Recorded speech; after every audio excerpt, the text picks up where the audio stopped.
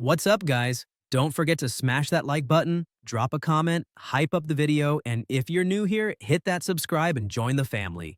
The story begins with a student complaining that he doesn't understand why, in a place where everyone is desperate to evolve their supernatural powers, they still have to deal with tests and assignments every single day. A girl explains that it's part of basic education, because not everyone will be able to live off special abilities in the future, and she reminds him that there are students who can barely afford extra study books, relying on official designations once they enter the military academy. A friend comments about the skill books distributed for free and says that for some people, life seems far too easy, since his own family spent a fortune to obtain a single copy. The boy replies that there's nothing to envy, as they are valuable abilities offered through public distribution. And he points out that if it weren't for the requirement of 2 mandatory years at the military academy after graduation, many would never have the chance to awaken powers in their lives. The other student argues that if there's anyone worth envying, it's those who were born with powers, the true chosen ones, and that if they hadn't shared part of those abilities in the past, no one would have been able to become supernatural through books. The boy recalls that there was no choice since the Dalki were already attacking at the time. The girl says that just thinking about it makes her afraid and assures them she has no intention of going to the battlefield in the future, leaving that decision to whoever wants it. While they talk, a young woman stands still nearby, observing something with unusual attention, becoming even more interested when she notices a certain movement. Not far away, another boy walks with his friends and explains that his father has already arranged his future, saying that if he reaches level 5 in his enhancement ability during the military academy, he will inherit the family business, which specializes in armor and weapons for beasts. Suddenly, several students turn their attention to Rayleigh, commenting that he is even more handsome in person than in pictures, and speculating about which military academy he will be assigned to. The girl who had been standing still gathers her courage and asks for a moment of his time. Rayleigh asks if she needs something, and she replies that it's nothing important. She just wanted to know if he would be free for dinner that night. He says he has no plans. At that moment, someone shouts for Quinn to stop running.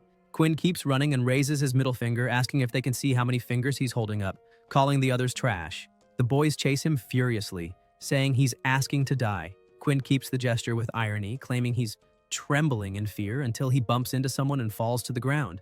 The girl approaches and asks if he's okay, but her eyes widen when the 2 men begin beating him relentlessly, tears filling her eyes. Rayleigh releases part of his power and pulls Quinn away. The attackers complain that it's the last day and he's still causing trouble, telling him to watch where he's going and saying he was lucky Rayleigh made a move, because normally he wouldn't even get close. Rayleigh asks how his leg is, while the girl admits she didn't even manage to see what really happened. Quinn thinks that this repeats every day and wonders if those girls never get tired of the spectacle. Around them, some comment that they miss the best part and try to remember his name, something like Quile or Quilo, but say that in the end it doesn't matter, since he never awakened any power and is just a useless parasite living off subsidies, someone who avoids anything that might highlight his weakness even more. In this era, they say, not awakening powers is almost like an original sin. Quinn reflects that before he can even think about facing the Dalki, he already has to deal with discrimination inside his own school. A broadcast echoes across the area announcing that the day marks the 5th anniversary of the peace treaty and ceasefire with the Dalki people, reminding everyone that despite the period of peaceful development, certain regions of the world remain unstable, and asking people of all races and territories to maintain mutual understanding and support in order to avoid new tensions. Quinn thinks that he must report to the military academy the next day, and that if he still fails to master some kind of supernatural power, nothing in his life will truly change. The protagonist enters the room and stares at the skill books in front of him, and that sight sends his mind back 6 years to the day someone knocked on the door, asking if that was the residence of Quinn Talun. He said yes and asked who they were. The man standing there introduced himself as an official agent from the Special Operations Unit, and regretfully informed him that his parents had died in the war against the Dalki, sacrificed in battle. After investigation, no relatives or guardians were found to take him in, so until he reached adulthood, the government would cover his tuition and housing. In addition, they had left him an inheritance, not in money, but in that book, which might have some value, and it was up to him to decide whether to sell it or keep it, asking only that he sign the papers. That day, the boy held the book tightly. In the present, Quinn wonders why his parents insisted on going to the battlefield, leaving him alone in the world, and all that remained was that book he had never managed to open. He forces the cover once again, but nothing happens, and he concludes that perhaps he needs to go to the military academy to receive an official designation. Deep down, he wishes they had left at least a photograph, because he can barely remember their faces. Suddenly, his nose starts bleeding, and a few drops fall onto the book. He grabs a tissue and complains that he must have strained too much, wiping the cover and feeling relieved that it didn't stain until he notices something has changed. The book begins to glow and opens on its own. Quinn becomes excited, feeling intense energy swirling around him, and asks what's happening when that force invades his head. The aura grows in a frightening way. He screams as the energy pierces his mind until everything falls into absolute silence. His body collapses to the floor, his head throbbing, and a cold voice congratulates him on obtaining the vampire physique. He barely has time to process it before losing consciousness. Old memories surface, boys playing ball and him asking to join, only to be pushed away in disgust and called a troublesome child without a mother. The image shifts to his parents' funeral, a suffocating weight in his chest, confused and painful recollections. Suddenly, he wakes up to someone banging on the door and threatening to count to 3 before breaking it down. Quinn rushes to open it and finds Sergeant Griff, who demands to know why he took so long. He answers that he overslept. The sergeant orders him to grab his things and get on the bus within 2 minutes, because he won't tolerate delays. Quinn hurriedly packs everything, confused about how he slept until morning, remembering that he had been studying the book the night before and wondering where it went. He believes he managed to open it, but when he looks to the side, he sees his broken glasses and concludes he will need new ones. When he tests his vision, he realizes he can see clearly and wonders if his nearsightedness has disappeared. The sergeant shouts again, asking how much longer he plans to wait, and he runs to the bus. Inside, he finds an empty seat, but Rayleigh says it's taken. The other seats also seem unavailable, and Quinn thinks his bad luck continues. Rayleigh asks if there's a problem until another boy calls out to him and offers a seat beside him. Quinn thanks him. Thinking the guy seems friendly, the boy says he's the class representative, and Quinn introduces himself as well. At that moment, an internal notification appears saying that heart capacity has been rejected. He wonders what that means and why he can't properly see the message. The representative notices his reaction, apologizes, and asks what his powers are. Quinn admits he hasn't awakened any yet and asks why he's asking. The representative comments that it's the first time he has met someone in that situation, since at their age, everyone should already control some ability. The sergeant, annoyed by the noise, orders everyone to be quiet and asks if they think this is a picnic, threatening to review the military academy rules right there. The bus sinks into an awkward silence while Quinn remains quiet, trying to understand what truly awakened inside him. Quinn thinks that the interface had been flickering before his eyes just moments ago, and begins to suspect that everything is connected to the skill book he opened the night before. The system displays his status bar, and he feels as if countless pieces of information have been poured directly into his mind. It's hard to believe that the book simply merged with his body like that, and he starts to wonder if this means he has finally awakened some kind of supernatural power. What kind of ability would it be if the screens themselves show nothing truly decisive? Beside him, the class representative watches him without understanding his strange expression. Suddenly, the bus stops and smoke begins to rise from the front. Quinn stands up, trying to understand what's happening, when the system issues an alert stating that his body is being directly hit by sunlight. He notices that one of his attributes has been reduced by half. The status bar appears again. Quickly, he closes the curtain by the window and concludes that even simple exposure to the sun weakens him, realizing that this new ability may be far too dangerous. At least he feels that he can recover, but he understands that he will need to avoid the sun from now on. The class representative asks what happened, saying he looks terrible. Quinn replies that it's nothing. Maybe he just didn't sleep well. The representative suggests he drink some water and rest, since the trip will still take a while. Quinn thanks him, but as soon as he drinks, he ends up spitting it all onto the back of the student in front of him. The sergeant asks why he's shouting and whether he thinks that's funny. The boy tries to explain, but Griff doesn't want to listen and orders him to squat right there. The student in front complains that it was the fault of the one behind him. Quinn thinks that even drinking water has become a complicated mission. The class representative tells him not to choke again. He reflects that he has never heard of a skill book like his. Normally, superpowers revolve around a single ability that is improved through constant study of its corresponding book. His, however, works like a game, full of screens and notifications, and so far, aside from improved eyesight, he hasn't noticed any concrete change. Quinn tries to speak to the class representative, but he's already asleep, even drooling. He finds it strange, because it seems like everyone on the bus has fallen asleep. The system then alerts him about an abnormal substance detected in the air. The sergeant comments that some seem to be resisting the sleeping gas, and orders them to increase the intensity on that boy. Quinn begins to struggle to keep his eyes open. When he wakes again, he is somewhere else. The class representative says he can sleep peacefully, and Quinn asks where they are. The representative believes they have already arrived at the military academy, but admits he also just woke up and doesn't really understand what happened. Irene is there. Layla comments that the fifth one has awakened, and Peter greets the others, who look at each other in confusion. The test administrator, Jane, observes that the group has awakened and states that they may begin the test. A hooded boy explains that this is the superpower assessment before official entry into the academy, and that when their names are called, they must step forward. The first is Peter, and Quinn thinks starting with a test is too early, especially when he doesn't even understand his own abilities. Jane tells Peter not to be nervous and asks what his power is. He admits he has none. Layla is surprised, asking if there are still people without abilities. The class representative says it's fine, that there is still time to awaken.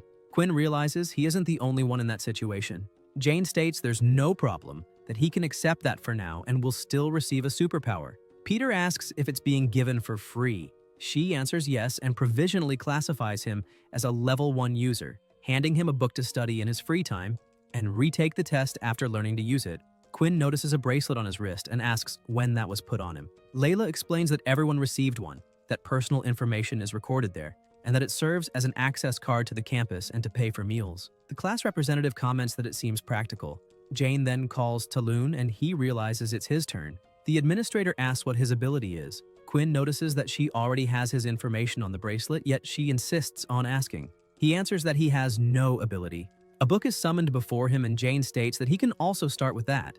The system issues a notification suggesting that he learned a skill. Quinn reflects that each person can only awaken a single ability, and since he never managed to acquire another, that must mean he is already officially a user.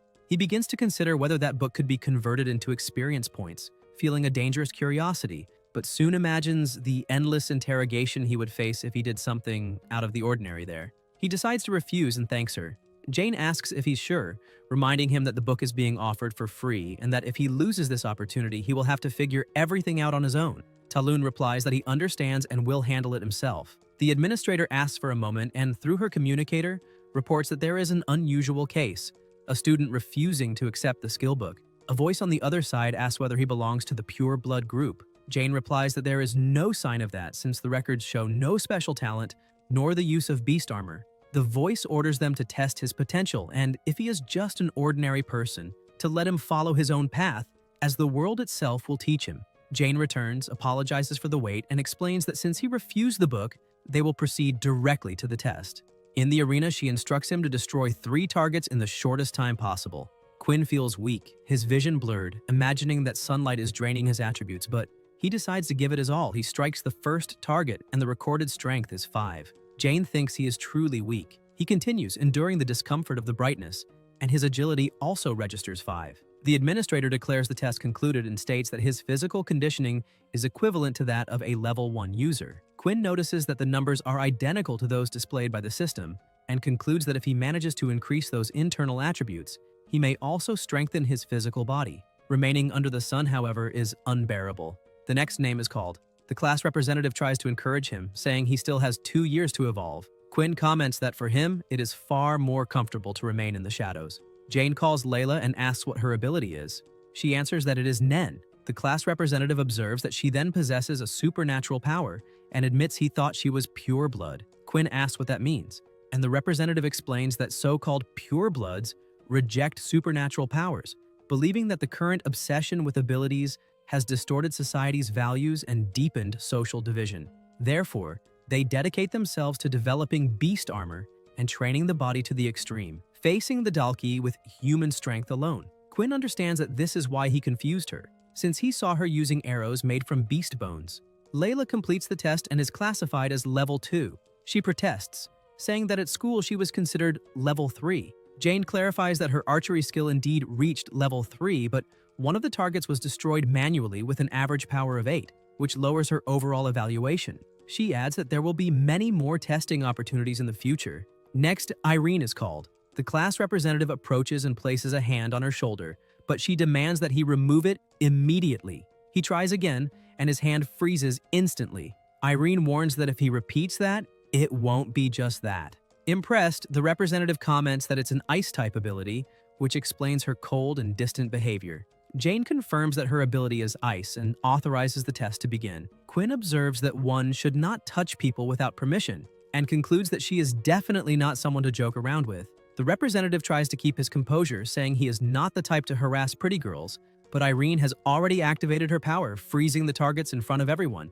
Jane announces that the test has been completed and classifies Irene as a level 5 user, the third at that level among all the trainees that day. Peter comments that it's impressive, and Quinn agrees, recalling that at their previous school the highest level reached had only been 4. Layla, however, asks what's so extraordinary about it and claims she will surpass her soon enough. Next, it is Director Feng's turn. A loud boom echoes through the testing area and he moves with absurd speed, eliminating the targets in mere moments. The administrator remarks that they seem to be lucky again, declaring him a guard, a level 5 ability user. Feng looks at Talun and asks what he thought. Quinn replies that it's incredible, and states that his ability allows him to copy powers simply by touching someone's body. The director laughs and says he was exposed too quickly, that he intended to keep it secret a bit longer, and asks how he figured it out. Quinn explains that when they shook hands, he showed surprise, which indicated he failed to copy his ability, and when his hand was frozen by Irene, it became clear he didn't control ice-type powers. Analyzing everything, that was the only possible conclusion. Feng admits he didn't expect such sharp perception from someone who doesn't even possess a superpower. Quinn finds it strange because from that angle, his body seemed to react passively to prevent the copy, which makes him question what his true ability actually is. Irene asks if he is a natural ability user, one of those born with superpowers who, according to legend, were the original source of all currently recorded abilities. The director jokes for them to guess, promising only one prize for whoever gets it right, but Irene says that's boring. Jane declares the end of the tests and informs them that they may now proceed to the military academy. The books must be placed in the transport compartment along with their luggage, and a professor will be responsible for receiving them. Peter asks if that place is really the academy, commenting that it looks like a busy city. They descend through a capsule into an underground area filled with people. Comments about levels echo everywhere, and Quinn and Peter realize that the hierarchy is even more evident there, with level 1 students occupying the base of the pyramid. A boy recognizes Rayleigh and greets him, saying they studied at the same school and that it's rare to meet again like this, inviting him to dinner later. Rayleigh apologizes, claiming he has no time. On the other side, several girls surround Irene, introducing themselves and trying to get closer, clearly impressed by her level 5 status. Peter observes that everyone wants to be friends with those in superior positions, and Quinn agrees, stating that the environment isn't much different from the outside world. Professor Dell approaches and orders silence, instructing boys and girls to form separate lines to draw their dormitory numbers. Whoever receives a number can take their luggage. Peter asks where the director went, and Quinn replies that he didn't notice, probably being surrounded by others. After all, he is also level 5. The students begin checking their numbers. A boy approaches Quinn and asks what his is.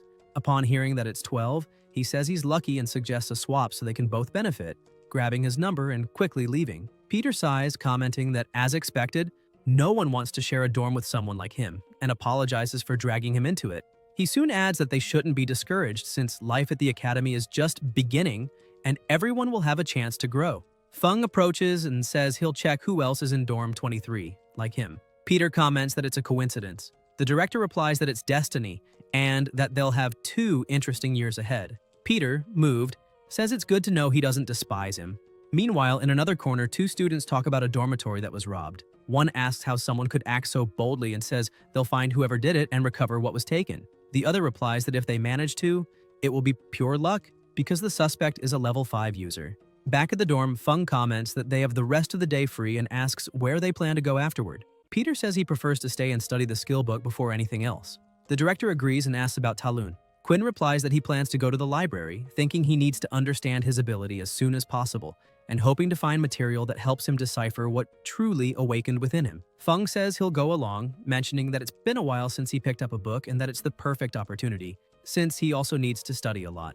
The library is full, but Quinn finds it strange that everyone moves their lips and he can't hear any conversations. Feng explains that he came from a public school and that they probably didn't have that kind of equipment there. By touching the device installed on the table, a soundproof space is created, allowing those inside to talk normally without disturbing others. Talun comments that it's the first time he's seen something like that and that technology has really advanced a lot. Feng asks what kind of information he's looking for and reminds him that there are books of all kinds there. Quinn replies that he refused the free skill book offered by the school and wants to find out what extraordinary powers are currently available. Maybe he'll find something that suits him better. Feng says he understands and remarks that he thought Quinn wanted to become a pure blood member, someone who doesn't wish to serve as a watchdog for the army. Quinn asked what that means, and Fung explains that the military isn't as generous as it seems when distributing free skill books because everyone who accepts will end up following orders in the future. If they are sent to war, at best they'll be flatterers, but in practice, they'll function as cheap human shields. Talun falls silent, remembering how happy Peter was when he received the book and wondering whether he realizes that. He takes the chance to ask if Fung has ever heard of an ability that weakens under sunlight. Fang finds the question strange and says that some people are weak because they can't properly control their abilities, or because they have specific limitations. But losing strength because of sunlight sounds like something from vampires, not humans. Quinn replies that it makes sense. Later, after finishing one of the books, he realizes that none of the records mention anything similar to his situation, while Fung is already asleep at the table. Talun decides to search the upper shelves and ends up in the fantasy and general knowledge section. A novel about a red dragon reincarnated in human form catches his attention. He thinks it's interesting, but remembers that dragons and vampires are legendary creatures. As dinner time approaches, he decides to read a bit more before leaving. Flipping through another book, he finds descriptions of vampires who drink human blood, transform into bats, and use illusions, as well as those specialized in fencing or hypnosis, forming a structured system of abilities far more powerful than his own. The only similarity he identifies is the weakening under sunlight. The system then notifies him that he has gained greater understanding, granting experience. Quinn is startled and begins to consider whether his ability might truly be related to vampires. Soon, only the distant sound of running water interrupts his thoughts. Fang wakes up in the library, looks around, and realizes it's already late, asking whether Quinn left without saying anything. Meanwhile, Talun keeps reading, becoming increasingly convinced that it might be real. The system notifies him that he has deepened his understanding and unlocked an optional quest. When he checks, the task appears: drink the blood of a human. Quinn thinks that, according to legends, vampires suffer when feeding, but the system hasn't forced him to do anything yet. He notes that completing quests may yield special rewards, while daily ones offer basic experience points. He also realizes that any exposure to the sun, whether at noon or at dusk, reduces his attributes.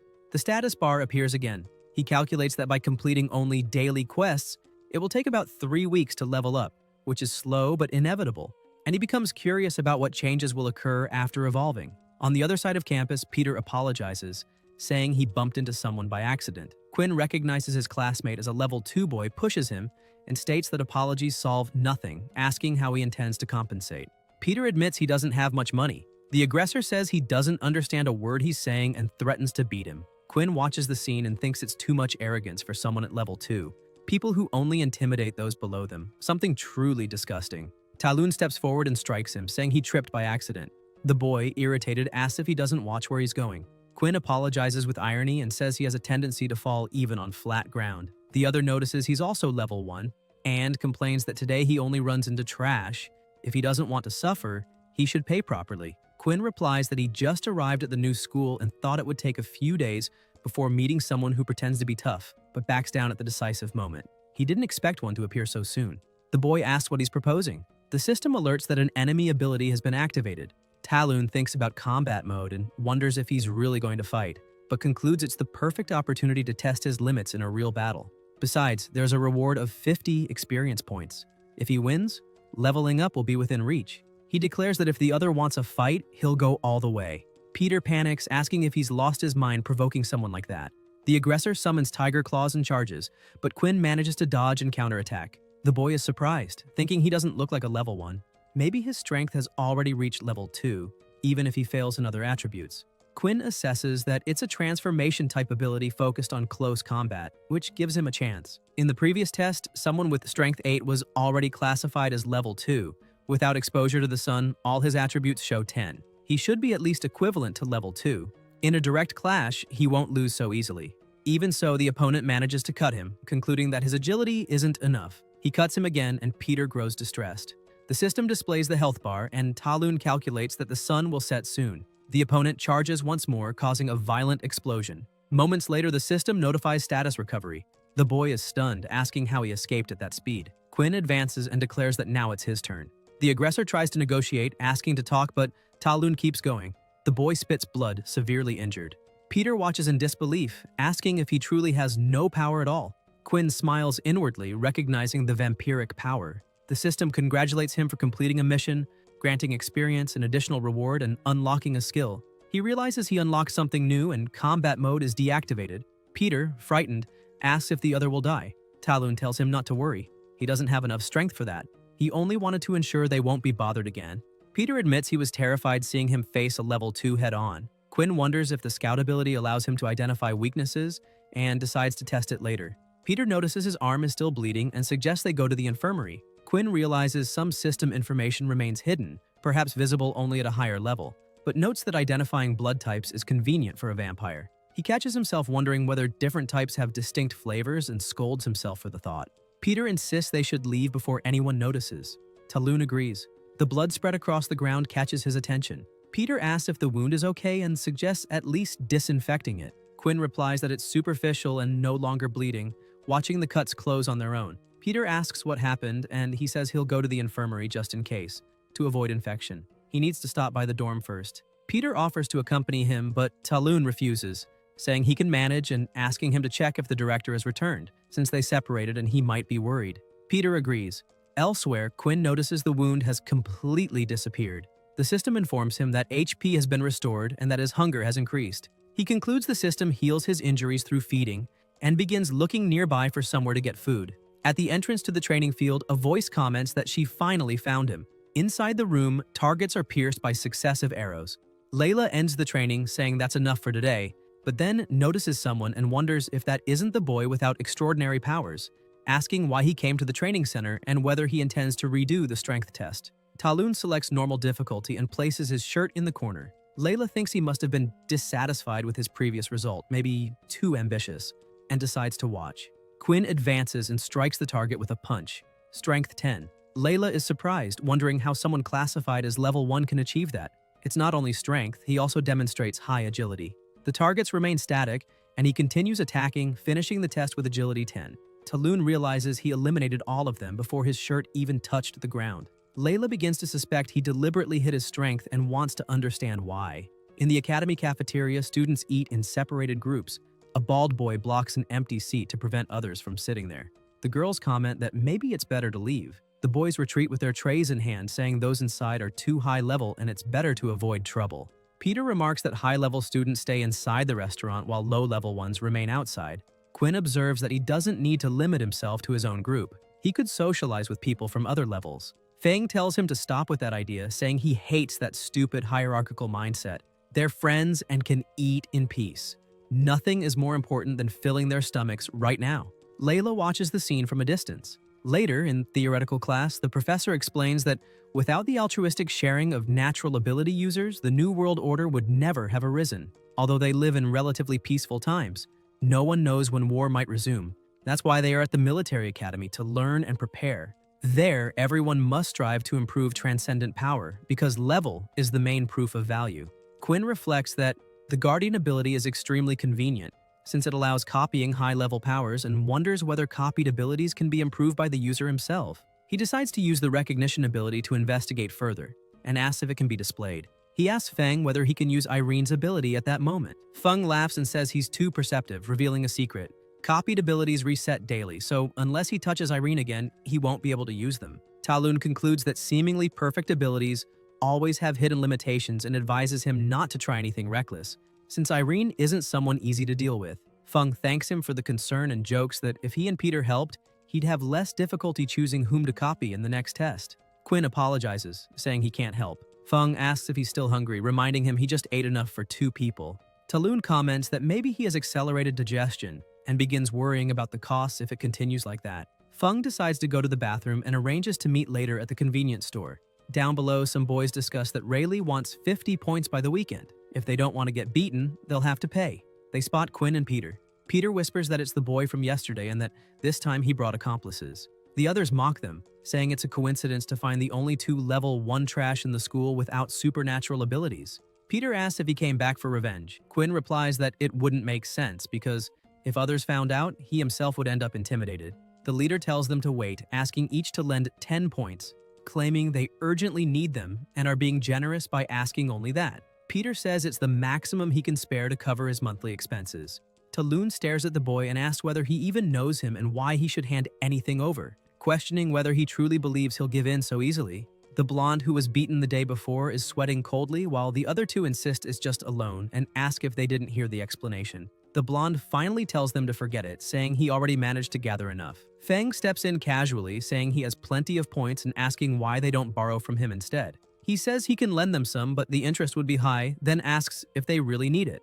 The three panic, thank him for his generosity, and begin backing away, claiming it was all a misunderstanding and that they're friends now. Feng grabs them by the collar and tells them not to leave so fast, that they still need to talk. A cold voice interrupts, asking who is intimidating someone else's subordinates.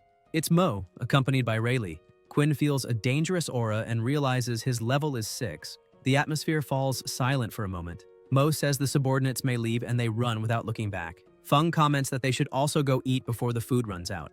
Mo interrupts, saying he didn't authorize their departure and asks if they plan to leave without even saying goodbye, stating that low-level people don't even show basic respect. Feng asks if he needs anything else. Mo replies that he heard rumors about him just days after his arrival, that there's a high-level newcomer who spends time with low-level people. Feng asks if he broke any rules. Mo says no, that associating with whoever he wants is personal freedom, but reminds him that there are unwritten rules in the school. He says that when someone treats human trash as if it's useful, they start thinking they're equals. In a world where only the strong deserve to survive, some mistake kindness for equality. He declares he looks forward to the next battle, since war is the best way to eliminate those who shouldn't be there. Quinn remembers the day the military announced his parents' deaths in the war and feels anger at those words. A flash explodes in the air as he lunges with a punch, but Rayleigh blocks and counterattacks with brutal force, throwing them back. Rayleigh comments that he never learns, calling him a loser. Mo asks if he truly believes he can face them and accuses him of overestimating himself. Feng tries to strike with a clenched fist, but Mo dodges with impressive ease. Feng is stunned by the level gap. Quinn realizes he acted on impulse and that Feng has no chance against them. Mo states he doesn't intend to fight now and that this was only a friendly warning. He says there are people in the school even the military wouldn't dare touch, so they'd better be careful or they might end up dead without even understanding why. Elsewhere on campus, Peter asks if that's serious. If nothing is really policed at the academy, Quinn admits it seems that way. Feng explains the school doesn't intervene because the system benefits from it. In that environment, the only way for the weak to seek strength is by joining the army. Talun adds that this way they receive resources and protection, but in exchange must go to the battlefield when called. He then asks Feng to keep his distance from them from now on. Feng questions why, asking if they're simply giving up because of threats. Quinn says he knows Feng wants to help, but there are forces they can't fight. If they challenge the implicit rules, they might not be able to punish him directly, but they themselves will become the target. Feng insists he can protect them. Quinn says that if he distances himself, everyone will be safer. Peter agrees and apologizes. Feng tells them to stop, says they can do whatever they want, and walks away visibly irritated. Peter remarks that he seems hurt and that maybe they should explain better. Talun replies that maybe it's better this way. From afar, Rayleigh watches the scene in silence. In another part of campus, Feng walks alone, frustrated, saying he can't do anything, that everything feels like a waste of time, and he doesn't even know what he really wants anymore. He questions what difference it makes to understand it, since in the end, everything always ends the same way, and no one seems to understand him. He says he doesn't care what others think, and that he'll never let those people get what they want easily. Elsewhere, Rayleigh throws Quinn and Peter aside, saying useless resistance only wastes time, that they're low level with few points, so they should learn to be more careful. Quinn thinks that in the end, it always comes down to this and wonders what the difference is from the past. Peter tries to ease things, suggesting that if they pay a little less each time and slowly accumulate points, maybe they won't lose as much. Talun agrees but wonders how long the situation will continue. The system then notifies a new mission: defeat Rayleigh. Quinn assesses that at the moment that's impossible. Another notification appears informing him that a significant level difference has been detected and that once the mission is completed, an extra reward will be granted. He realizes that even with his attribute strengthened outside sunlight, he still can't close the gap with Rayleigh. He needs to evolve quickly. At night in the dorm, Feng comments that they finally returned, that he's been waiting for hours. Peter asks what happened to his face. Feng replies it was just a light argument, that he won easily and there's nothing to worry about, then asks if they had any trouble. They deny it. Feng says next time they can take him along if they're having so much fun. In a low voice, Peter asks if they shouldn't tell the director. Quinn asks him not to worry him. Silence settles for a moment. Talun comments that it's normal. The more expensive the food, the smaller the portions. Not feeling full is common. Feng agrees and suggests going to the convenience store to buy something extra. Quinn hesitates, remembering his balance is nearly empty, and admits he feels embarrassed. Feng insists he accept, saying to consider it an apology for being stubborn earlier. Quinn thanks him. At the convenience store, Talun recognizes two boys who had intimidated others earlier. They comment that the boss told them to spend points quickly, gather everything before he can't protect them, complaining that the other wants to collect everything himself. The system notifies a new mission: defeat any opponent. Quinn realizes the timing is convenient. Facing those two isn't difficult. The hard part is doing it without drawing attention. He decides to observe them first. In another dark corridor, one of the boys notices someone following him. Frightened, he tells the person to show themselves and stop playing around. A hooded, masked figure appears before him. The boy starts screaming. Quinn, disguised, thinks he's far too cowardly and wonders where the other one is. Soon, the second appears and asks who he is. A streak of light cuts through the air. The system displays attributes indicating wind element. Quinn understands it's a speed and air blade ability. The opponent attacks and manages to wound his shoulder, saying he already suspected it was someone seeking revenge for lost points. He claims covering his face changes nothing and orders him to kneel and apologize. Talun quickly analyzes. The style is agile, so defense must be weak. He needs to land at least one hit. The opponent advances and reveals that wind blades aren't limited to his hands. Quinn is struck, but a viscous substance sticks to his palm. He throws the slime into the opponent's eyes, blinding him momentarily, and declares he's going to crush that arrogant face. Then he delivers a direct strike between the opponent's legs, saying he fell into his own trap. The system notifies that the mission has been completed. The boy remains motionless on the ground. Talun looks at the fallen boy and thinks the system is far too stingy. He defeated two opponents and received no extra reward. Soon after, a notification appears stating that the experience for that level has reached its limit and asking whether he wishes to level up. He confirms. A shadowy bat materialized by the system appears and bites his neck. Quinn's eyes widen as he lets out an intense scream while a dark aura spreads around him. Outside the store, Layla was leaving, but she senses that energy and stops, looking toward its source. New notifications appear, congratulating him on completing the evolution. He has acquired the Bloodblade skill and evolved into a half-human. Quinn questions whether that can truly be called evolution. He notices that his HP limit has increased, but the experience required for the next level has also risen. The description of the new ability states that he can launch a red blade of blood from his hand, reaching up to 5 meters, consuming his own blood with each use. He comments to himself that he gained an interesting ability, clearly offensive, but soon feels the hunger growing again. The system warns that the thirst for blood can no longer be suppressed. His hunger will increase, and his health points will continue to decrease until he receives a blood supplement. Talun feels the hunger becoming almost unbearable. He approaches the unconscious boy and murmurs that he will only take a small taste. Layla, watching from a distance, misinterprets the scene and wonders what he is doing. Quinn realizes his own intention and abruptly steps back, frightened of himself, questioning whether he was truly about to drink human blood. He concludes that his actions moments ago were beyond his conscious control, like a vampiric instinct surfacing, and decides he needs to leave immediately. Layla, confused, comments that he is acting strangely and decides to follow him discreetly. The system once again notifies that the hunger is intensifying. In another part of the building near the infirmary, Layla continues tracking his steps without him noticing.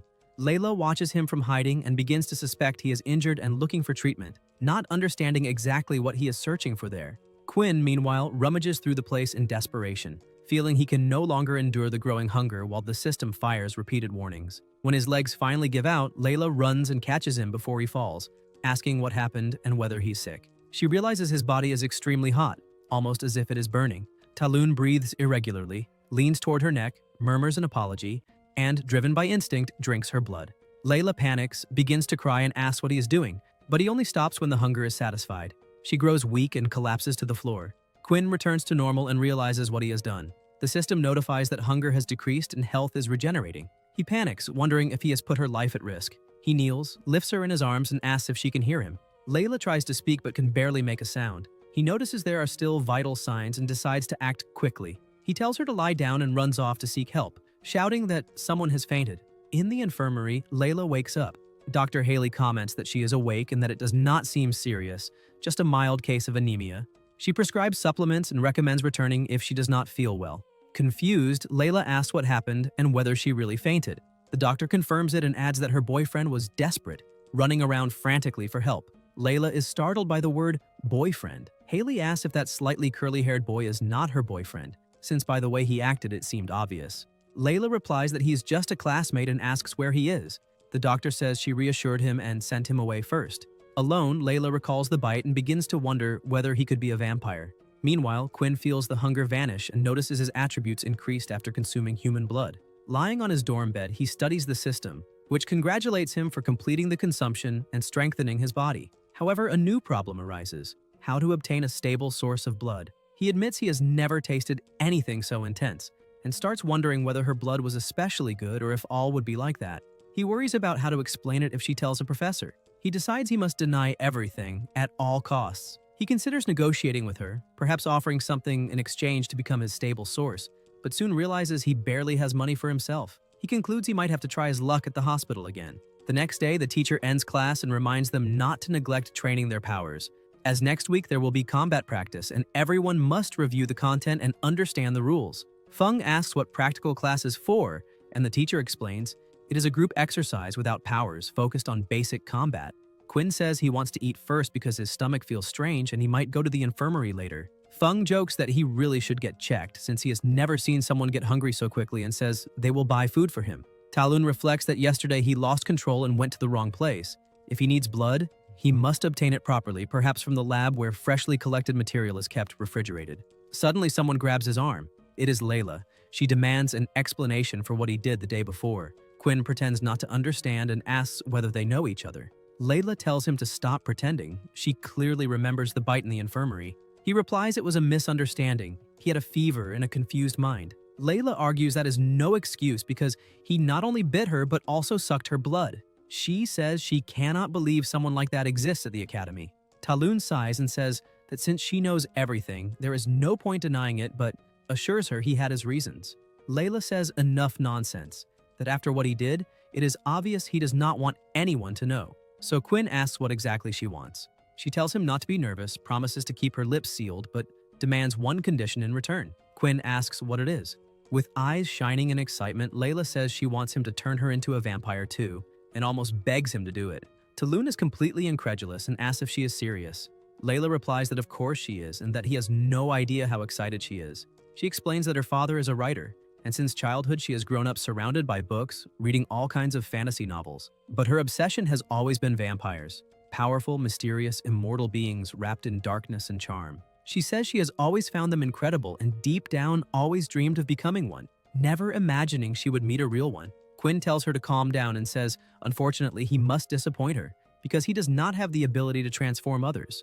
The reason he became like this is linked to a skill book. Layla complains that he gives hope only to destroy it mercilessly. Quinn explains that a person can only master one supernatural power in their entire life, and once acquired it, causes irreversible mutations in the body's genes, making it impossible to choose another path afterward. Layla asks why he hid something so important, and says he made her believe she had truly found an authentic vampire. Talun replies he has never seen an ability that requires drinking blood to evolve, and that if the military discovers it, he will certainly face endless interrogations. Besides, he admits he still does not fully understand his own ability. Even if pressured now, he would not be able to clearly explain how it works. Layla argues that means he cannot state with absolute certainty that there is no other way to transform her in the future. Talun sighs and says if she wants to interpret it that way, she is not entirely wrong. She smiles excitedly and says she can help him evolve by serving as his blood source without demanding any reward.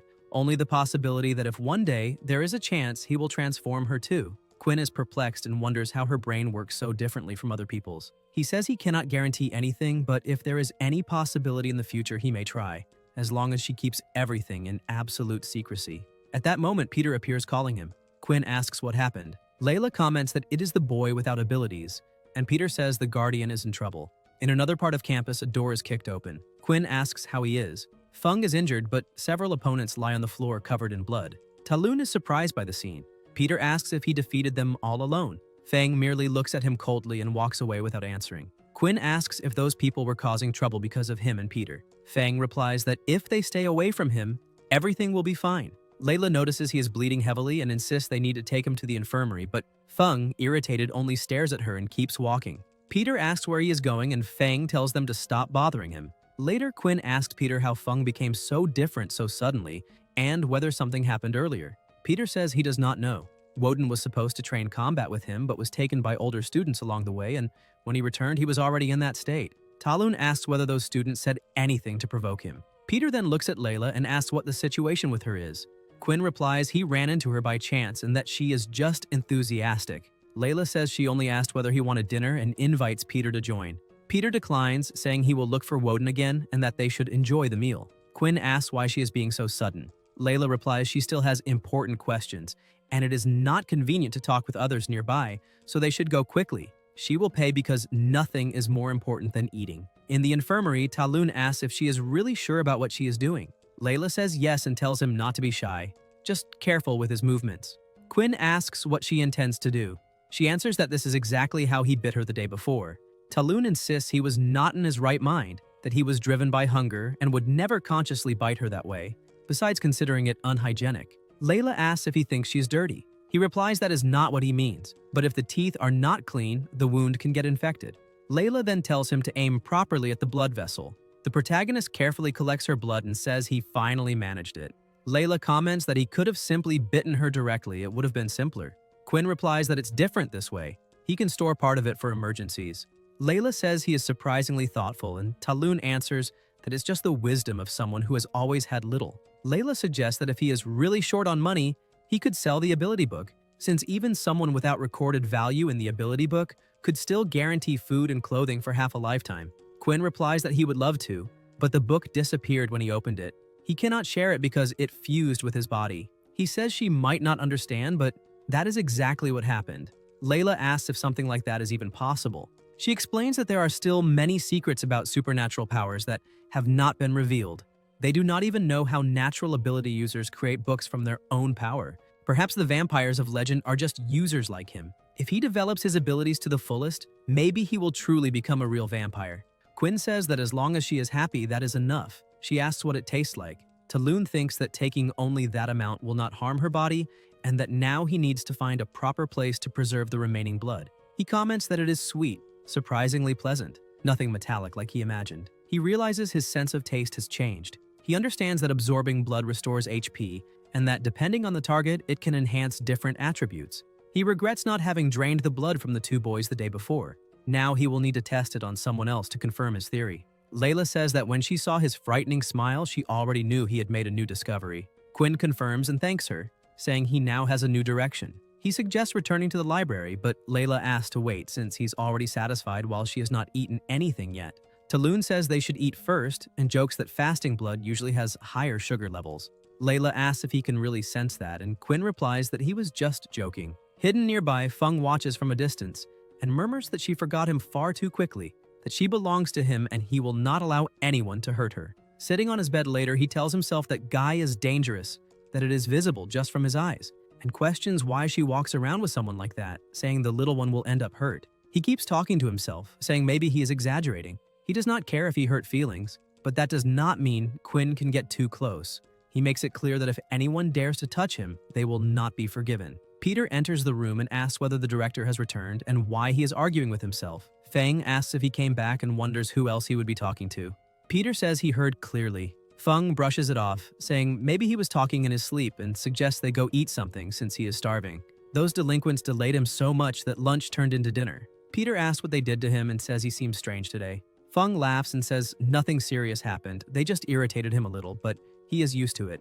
Elsewhere, Quinn thanks Layla for the day and she replies that it was an honor and that she will see him tomorrow. Back in the dorm, Quinn announces he has returned. Peter demonstrates that he can now wrap his sword with energy. Feng comments that he did a good job. Talun is impressed and asks if he finally mastered a power. Peter confirms proudly, saying he now has real abilities. Feng remarks that the only problem is carrying that piece of metal all the time and suggests he concentrate the power and keep it stored so he does not have to search for it when he needs it. Peter, excited, asks if that is how a level 5 user acts and says Feng is amazing for using power so naturally. Feng replies that he will manage too with practice. Quinn asks if he is really fine, saying they were worried. Feng admits he sometimes gets carried away by emotions, but he will adjust. Quinn insists that it is not just that. Peter changes the subject and asks if he is dating someone. Feng simply replies that it is so. Talun gets irritated by the implication, and Peter asks directly about the girl at lunch, saying they looked very close. Feng also asks whether he is dating behind their backs. Quinn replies that it is nothing like that the classmate is just a friend. He explains that she was asking for advice on how to use beast equipment weapons, nothing more. Peter says he understands and asks if he decided to join the Beast Gear team. Talun asks what that team is. Peter explains that it is part of Practical Combat class and asks if he did not read the material. The class is divided between hand-to-hand combat and Beast Gear combat according to preference. When abilities are limited, the unarmed group focuses more on physical conditioning, while the Beast Gear team values weapon selection and usage techniques. Feng adds that if someone knows how to take advantage of a weapon's strengths, even a lower-ranked person can defeat someone higher-ranked. Peter comments that at his level it might be better to choose the hand-to-hand group. He just hopes they do not go too hard on them. Feng says he will go with him to the unarmed group so they can look after each other. Peter reminds him that their partner will be alone. Feng replies that classmate can look after him. Quinn tells them not to worry, that he will be fine, but thinks they still do not know about his abilities, and he will need to find a chance to explain. Even so, beast suit weapons do not seem so bad. Elsewhere, the teacher announces that the first task is to choose a weapon. When supernatural power is lost, the weapon is the only thing one can rely on. A student comments that he bets the unarmed group is saying exactly the same thing, that hands are the only reliable thing until they lose their weapons too. Suddenly, an attack interrupts the conversation. It is Leo, the teacher of the Beast Suit Weapons group, who says they will all go to hell if they continue to be distracted. Layla asks whether his two roommates were not with him. Quinn replies that they went to the unarmed combat class. Layla says it is perfect, this way they can stay together without being bothered. She comments that Irene is also there, which is surprising since she did not expect someone like her to be interested in beast armor weapons. She says that if she runs into her again this time, she will not lose. Leo explains that each person can only choose one weapon, and that they must carefully evaluate factors such as weight, power, and range before deciding. In front of them are several weapons. Quinn observes and realizes he can intuitively sense the impact each weapon will have on his basic attributes. He notices the gauntlets and realizes they can increase his attributes and enhance his attack skills, almost as if they were made for him. He decides to choose them. Leo advises him to pick something easier to use. Quinn asks why. Leo explains that although gauntlets are sturdy and can be used for defense to some extent, their range is very short. That means when facing swords, he will have to get close to the enemy to deal damage. Quinn replies that he still wants to try. Leo comments that it is a strange decision. The students who have already chosen their weapons are called to gather. Leo asks who wants to fight first. Irene raises her hand. Some students comment that it is an honor to face her. Leo asks who accepts the challenge, and several hands go up. He chooses the big guy. The boy steps into the arena and says he has heard about her, that she is very good for a freshman, but with that thin body, she will not be able to defeat him. Irene does not respond. She simply takes a fighting stance. The big guy charges with force, but Irene dodges, appears behind him, and places her sword at his neck, saying he talks too much. With no alternative, the big guy surrenders. The protagonist thinks that a user at Irene's level is truly different. There is a fundamental gap compared to the others.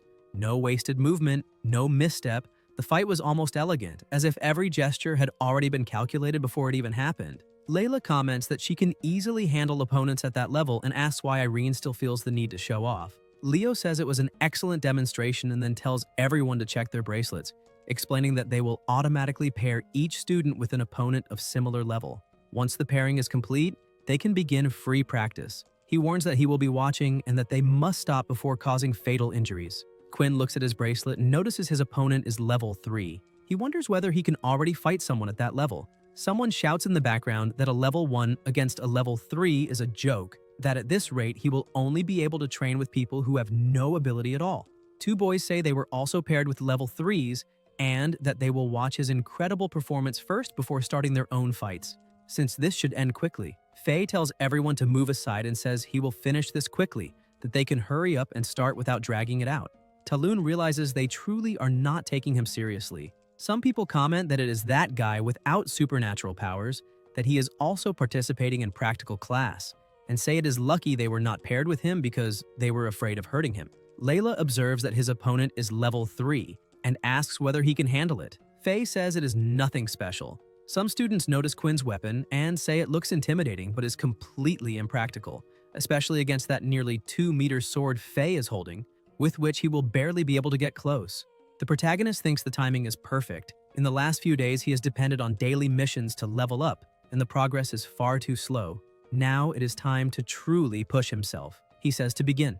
The opponent calls him showy. Faye charges first, but Quinn dodges swiftly. Faye comments that he is quite agile. The greatest power of that sword is not piercing, it is cutting. He He advances again with a heavy strike. Everyone watches closely and Layla is visibly worried. Talun grips the blade with his gauntlets and realizes the defense they provide is truly impressive. Faye tells him to let go. Quinn asks if he really wants that, then he shoves his opponent back and says he is returning it. Everyone is shocked and asks if they are seeing correctly, whether Faye's weapon was just broken like that in his hands without effort. Talun immediately advances and attacks. Faye slams hard against the ground, spits blood and says he has made him angry. Leo interrupts and orders them to stop. The match is over and the winner is Quinn. Faye protests, asking if he wins just like that, saying the problem was clearly the weapon. Leo replies that there is nothing wrong with the weapons. They all pass standard tests. Quinn simply used his better. Two boys ask how that is possible, saying the sword broke too easily. Leo tells them to shut up. No one can cheat under his supervision. Layla says her classmate did a good job, and that he made her worry for nothing. Quinn replies that it is fine. It seems that weapon truly suits him. Some people comment that it is ridiculous. An experienced level 3 losing to someone without ability, that his classification must be weak. Layla remarks that he probably just made new enemies. More and more people seem not to like him. Quinn says he does not care, he just finds it a bit of a waste. Layla asks waste of what and jokes that he must be hungry again, that after this she will feed him well. Quinn asks what she is talking about. The system notifies that the task of defeating the opponent has been completed. Quinn thinks it is great, so many rewards at once. He was worried about where to store so much blood, but now he feels his health has improved significantly as well. Leo checks Talun's data and notices he has no supernatural power registered. He is surprised and comments that that boy is interesting. An hour later, Leo announces a break and informs them that next they will conduct a 2-hour team combat exercise. The protagonist comments to his partner that it seems she also won easily. Layla replies that when it comes to beast armor weapons, she fears no one. She says later they will join for team combat training. One of the boys overhears and whispers to his partner that he has an idea, asking if he wants to play another match against them in team battle. Layla asks if they cannot accept defeat. Faye tells her not to talk like that earlier he was just careless and did not use his full strength. He proposes adding a bet. If they win, they want nothing, but if they lose, each must compensate with 10 points. Layla looks at Quinn and asks what he thinks. The protagonist replies that it is a great offer. There is no reason to refuse. The boy says it is decided. Faye says they have already found their opponents and asks Leo if they can start early. Leo says yes. Layla comments that she has the feeling those two are up to something. Talun agrees maybe they just want to save face, so they must be careful. Faye says they can begin at any time. The system notifies a new mission: defeat the opponent as a pair. Random mission. The protagonist thinks that whether they win points or not, he cannot lose that experience. He finds it strange that the cauliflower head is carrying only a shield with no offensive weapon. He tells Layla that the two will probably try to engage him in close combat at the same time, so she should keep an eye on the shield one while he deals with the other first. Leo orders both teams to prepare and starts the match. They advance together. Faye says this time it will not be so easy to break his weapon. An arrow is fired, the boy dodges and says that was close. Layla says his opponent is her, and that he should not even think of sneaking toward her partner. The boy hides behind the shield and says he has been discovered, that he was too impatient. Layla notices he is not attacking or approaching and wonders what he wants. He keeps blocking and says he is almost there. On the other side, the protagonist fights Faye and notices a shift in positioning. He senses something is about to happen. The boy smiles and releases transcendental power. Bones shoot out from behind Quinn, striking him hard. At the same instant, Faye advances and slashes his stomach with the sword. Leo stares at the two. Faye apologizes and says he did not expect him not to dodge, that he was careless. Layla protests, saying that before the fight it was agreed not to use supernatural powers. The boy replies that she is being unfair, that he only used bones as a weapon. He cannot fight holding only a shield, that would be a disadvantage. Leo orders him to lower the shield and leave the room. The boy says maybe he misunderstood. Some voices comment that that was too dirty, that after deciding not to use abilities, you cannot simply ignore the rules, especially as a high-level student. Faye's sword falls to the ground. Layla looks shocked. The protagonist begins to laugh and says, if they want to play that way, then so be it. The sword is pulled out and Faye thinks that guy is crazy. Quinn's aura rises. He says then he will play until he is satisfied. Faye feels his body tremble but thinks he is still only low level. There is no reason to be afraid. Talun advances with frightening speed. Faye screams and Leo intervenes, blocking the attack, saying that is enough, they can stop. The protagonist halts immediately. Leo thinks that boy truly intended to eliminate him. Layla approaches and says there is a lot of blood, that he must not move. Leo calls for medical assistance, informing that a student was injured during combat. He declares that he does not want to see Faye in his class anymore because people who do not follow the rules are not welcome. Some students comment that Quinn's speed was absurd. The nurse asks who is injured, and Layla points to her partner. People murmur whether that speed is possible for someone without superpowers. Perhaps he awakened recently. Irene watches and thinks he is an interesting guy. Leo ends the class and reflects on what Ta Lun is hiding. It is the first time he has seen someone wield the Blackhorn Gauntlet with such power. In the infirmary, the doctor says it is nothing serious, he just needs to rest. Layla thanks her. The protagonist asks whether the doctor found anything abnormal, and Layla says no, adding that they seem too busy to check how the wounds are healing, and that the doctor thought Professor Leo was exaggerating, saying they were only a few superficial injuries. Quinn feels relieved and says, "That's good, thanks to the blood he recovered very quickly." And Layla tells him not to act so rashly next time because she was afraid he would end up fighting the professor. Ta Lun admits he was impulsive, and that it's a good thing Leo stopped him, because if things had spiraled out of control, his secret could have been exposed. Layla tells him to rest first and that she will take the clothes to be washed. But the protagonist says she doesn't need to worry, he can wash them himself.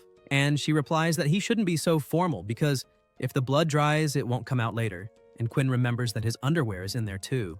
At that moment, Feng approaches and asks if it's this way, gets confirmation, and Layla says he's in room 2. Peter thanks her and asks how he is, and Layla answers that the doctor said it's nothing serious, he just needs a period of rest. Feng notices those are their partner's clothes and asks what happened, saying they should have kept an eye on him, and that the most important thing now is finding an opportunity to eliminate those people. Peter tells him to stop talking about eliminating and other nonsense, that it isn't necessary.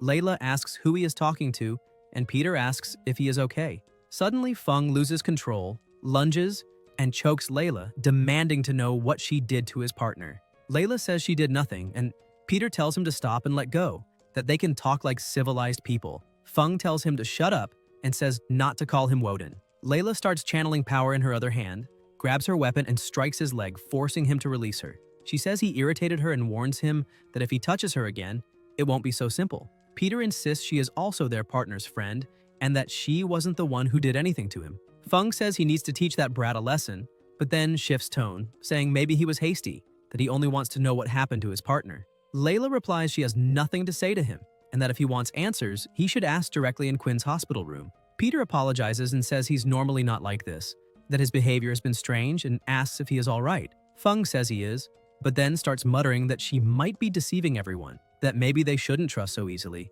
that it might be better to trust Ta Lun first, and he says something about revenge and making something unexpected happen to that girl on the way back, despite having heard she's their partner's friend. Peter looks confused and Feng asks what it is, and he replies it's nothing. Later, Faye goes down the stairs complaining that all of that was an overreaction, that they were pulled out of class because of a level 1, saying fighting someone like that is worth nothing, and that now they lost reputation. The other boy moves quickly, locks an arm around Faye's neck, and asks if he is dissatisfied, if he wants him to remind him of the level difference between them. Faye says he didn't mean it like that, and the boy tells him he shouldn't complain, that they must find that boy tonight, because if they don't teach him a lesson, everyone will think they are easy to intimidate.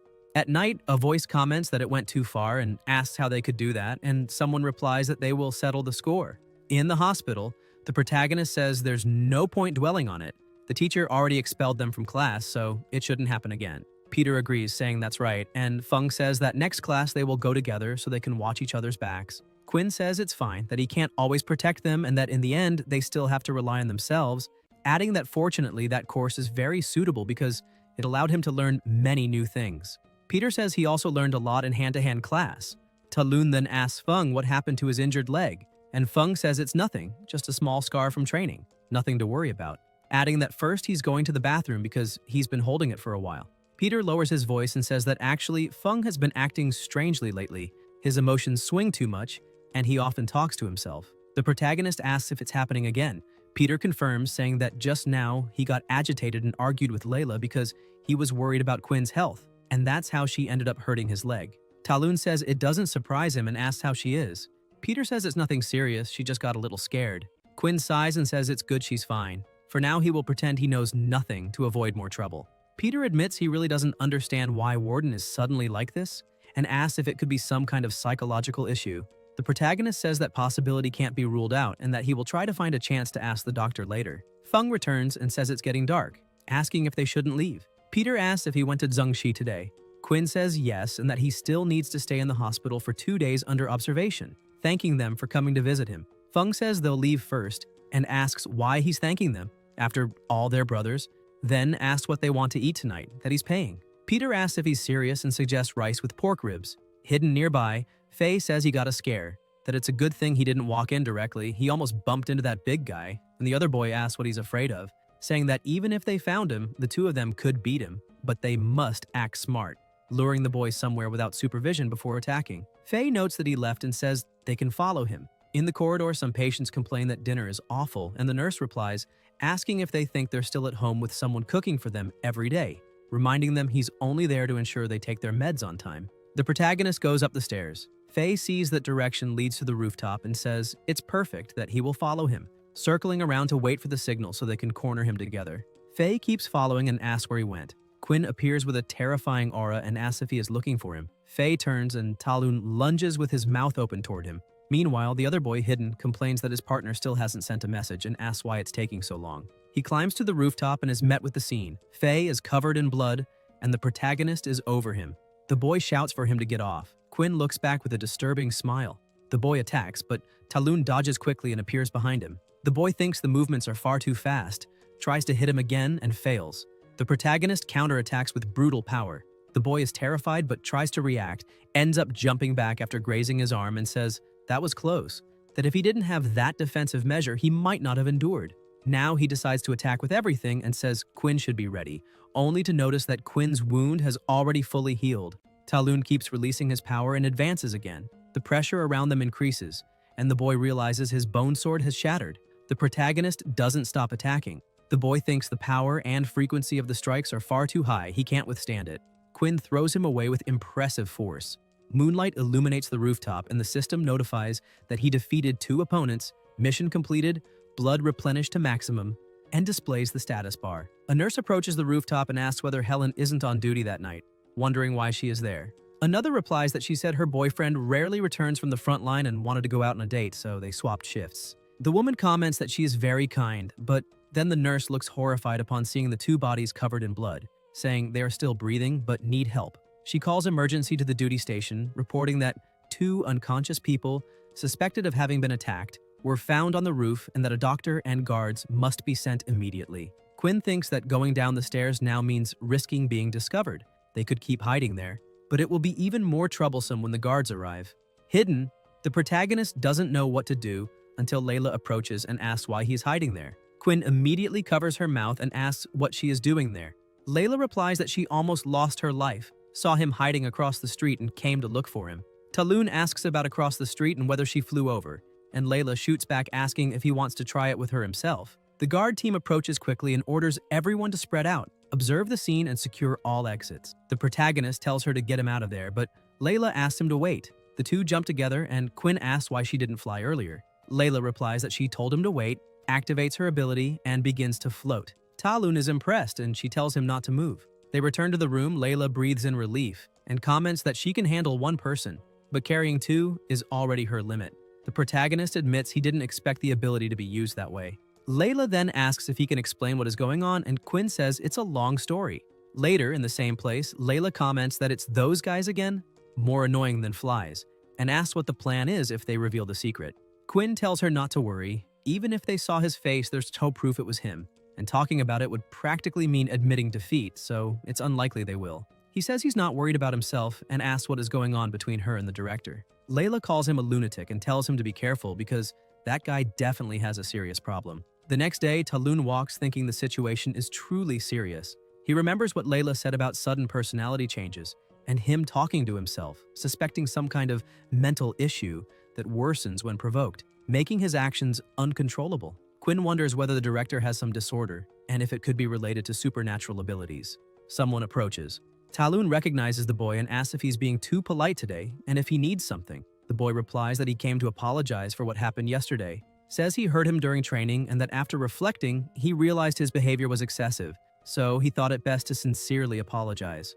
The protagonist finds the sudden change strange. The boy continues saying it's also about last night, promises he won't tell anyone, and asks to be left in peace. Quinn asks about last night and the boy, desperate, says he saw nothing, didn't see him, and begs for a chance, promising he won't bother him again. Talun replies that it's fine. He wants nothing from him. He just needs him to disappear. The boy thanks him for sparing his life and leaves. The protagonist thinks some people only know how to bully the weak and fear the strong. Layla appears running and says she finally found him. Quinn asks what happened. She says something serious occurred. She heard that one of the people he attacked last night was finished off. Talun's eyes widen. In another room, the doctor reports that the deceased was named Faye, a first-year student. The time of death was 11:50 last night. The cause was excessive hemorrhage. The body showed multiple lacerations, likely the result of an attack by some kind of beast. The sergeant questions how that is possible, stating that school security is strict and ordinary animals couldn't enter. A hooded girl asks whether he was conscious when brought in. The doctor replies that he was already in shock and strangely was brought in twice that night. The first time was around 9 o'clock, brought by someone named Lou. At that time, both had bite marks on their necks, but when they woke, they said they didn't see what attacked them. Hours later, the nurse on duty brought him again. Shortly before that, nurses arrived with Faye on a stretcher, reporting he was found unconscious at the hospital entrance, with severe hemorrhage and unresponsive pupils. In the present, the sergeant says that makes no sense because the current wounds don't look like bites. The doctor answers that those don't. The first wounds resembled snake bites, but much larger, and for some reason healed too quickly, to the point that there are no visible marks now. The sergeant asks what she thinks, and the hooded girl replies she has no idea. First, they will summon all relevant personnel for interrogation. In combat training, everyone talks about the incident. Layla complains that those guys love gossiping behind people's backs, and the protagonist tells her not to care. Let them say what they want. Even so, she remains irritated. Leo calls him and says the military has some questions and he needs to accompany them. Quinn asks what it's about, and Leo replies, they will explain when they get there. It's just routine questions, nothing more. Talun says he understands but wonders if that guy said something about him. Before leaving, he tells his partner not to worry, nothing will happen, and he'll be right back. He leaves with the military while Leo announces that free training starts now and everyone must be careful not to suffer serious injuries. Some students comment they already knew he was suspicious, that even the military showed up, that you really can't judge by appearances, because someone who seems useless can be ruthless and take revenge for any slight. In the interrogation room, a voice asks him to sit and says not to be nervous. If he did nothing wrong, there is nothing to fear. Quinn thinks that with the system, he truly has nothing to worry about. The hooded girl says he must have heard of a student named Faye who died unexpectedly last night. Although they don't believe a student without superpowers is responsible, considering the conflict during training, they still need to question him. She asks him to place his hand over hers. Talun obeys, wondering what she intends to do. The system notifies that an ability has been activated and the protagonist wonders if his defense failed. The hooded woman asks him to answer and whether he eliminated Faye last night. Quinn replies it wasn't him. She states he is telling the truth and ends the interrogation. Talun is intrigued, thinking her ability might bypass the system's defenses.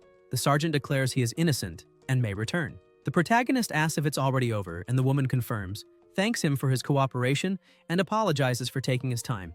Leo says he knew he was innocent and escorts him back. Quinn thinks she did more than just ask questions, but shouldn't have used a superpower.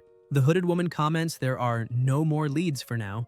The sergeant says that without suspects, they will close it as an accident. She questions whether it is acceptable to act so negligently. The sergeant replies they will leave it like that for now, and if the superiors want to investigate, they can return the report. If they push too hard, they might end up dealing with dangerous people. Later, elsewhere, Layla says it was a relief. Luckily, she didn't ask more questions. In an interrogation with that ability, no one can lie. Talun comments it's strange because the investigators only confirmed he wasn't the killer and released him. He is certain he only knocked that guy out and drank a little blood. He could never have eliminated him. So who did? What is happening? Layla points to one of his roommates and asks why he is with those guys. Mo asks if he thinks so too, and Peter replies yes.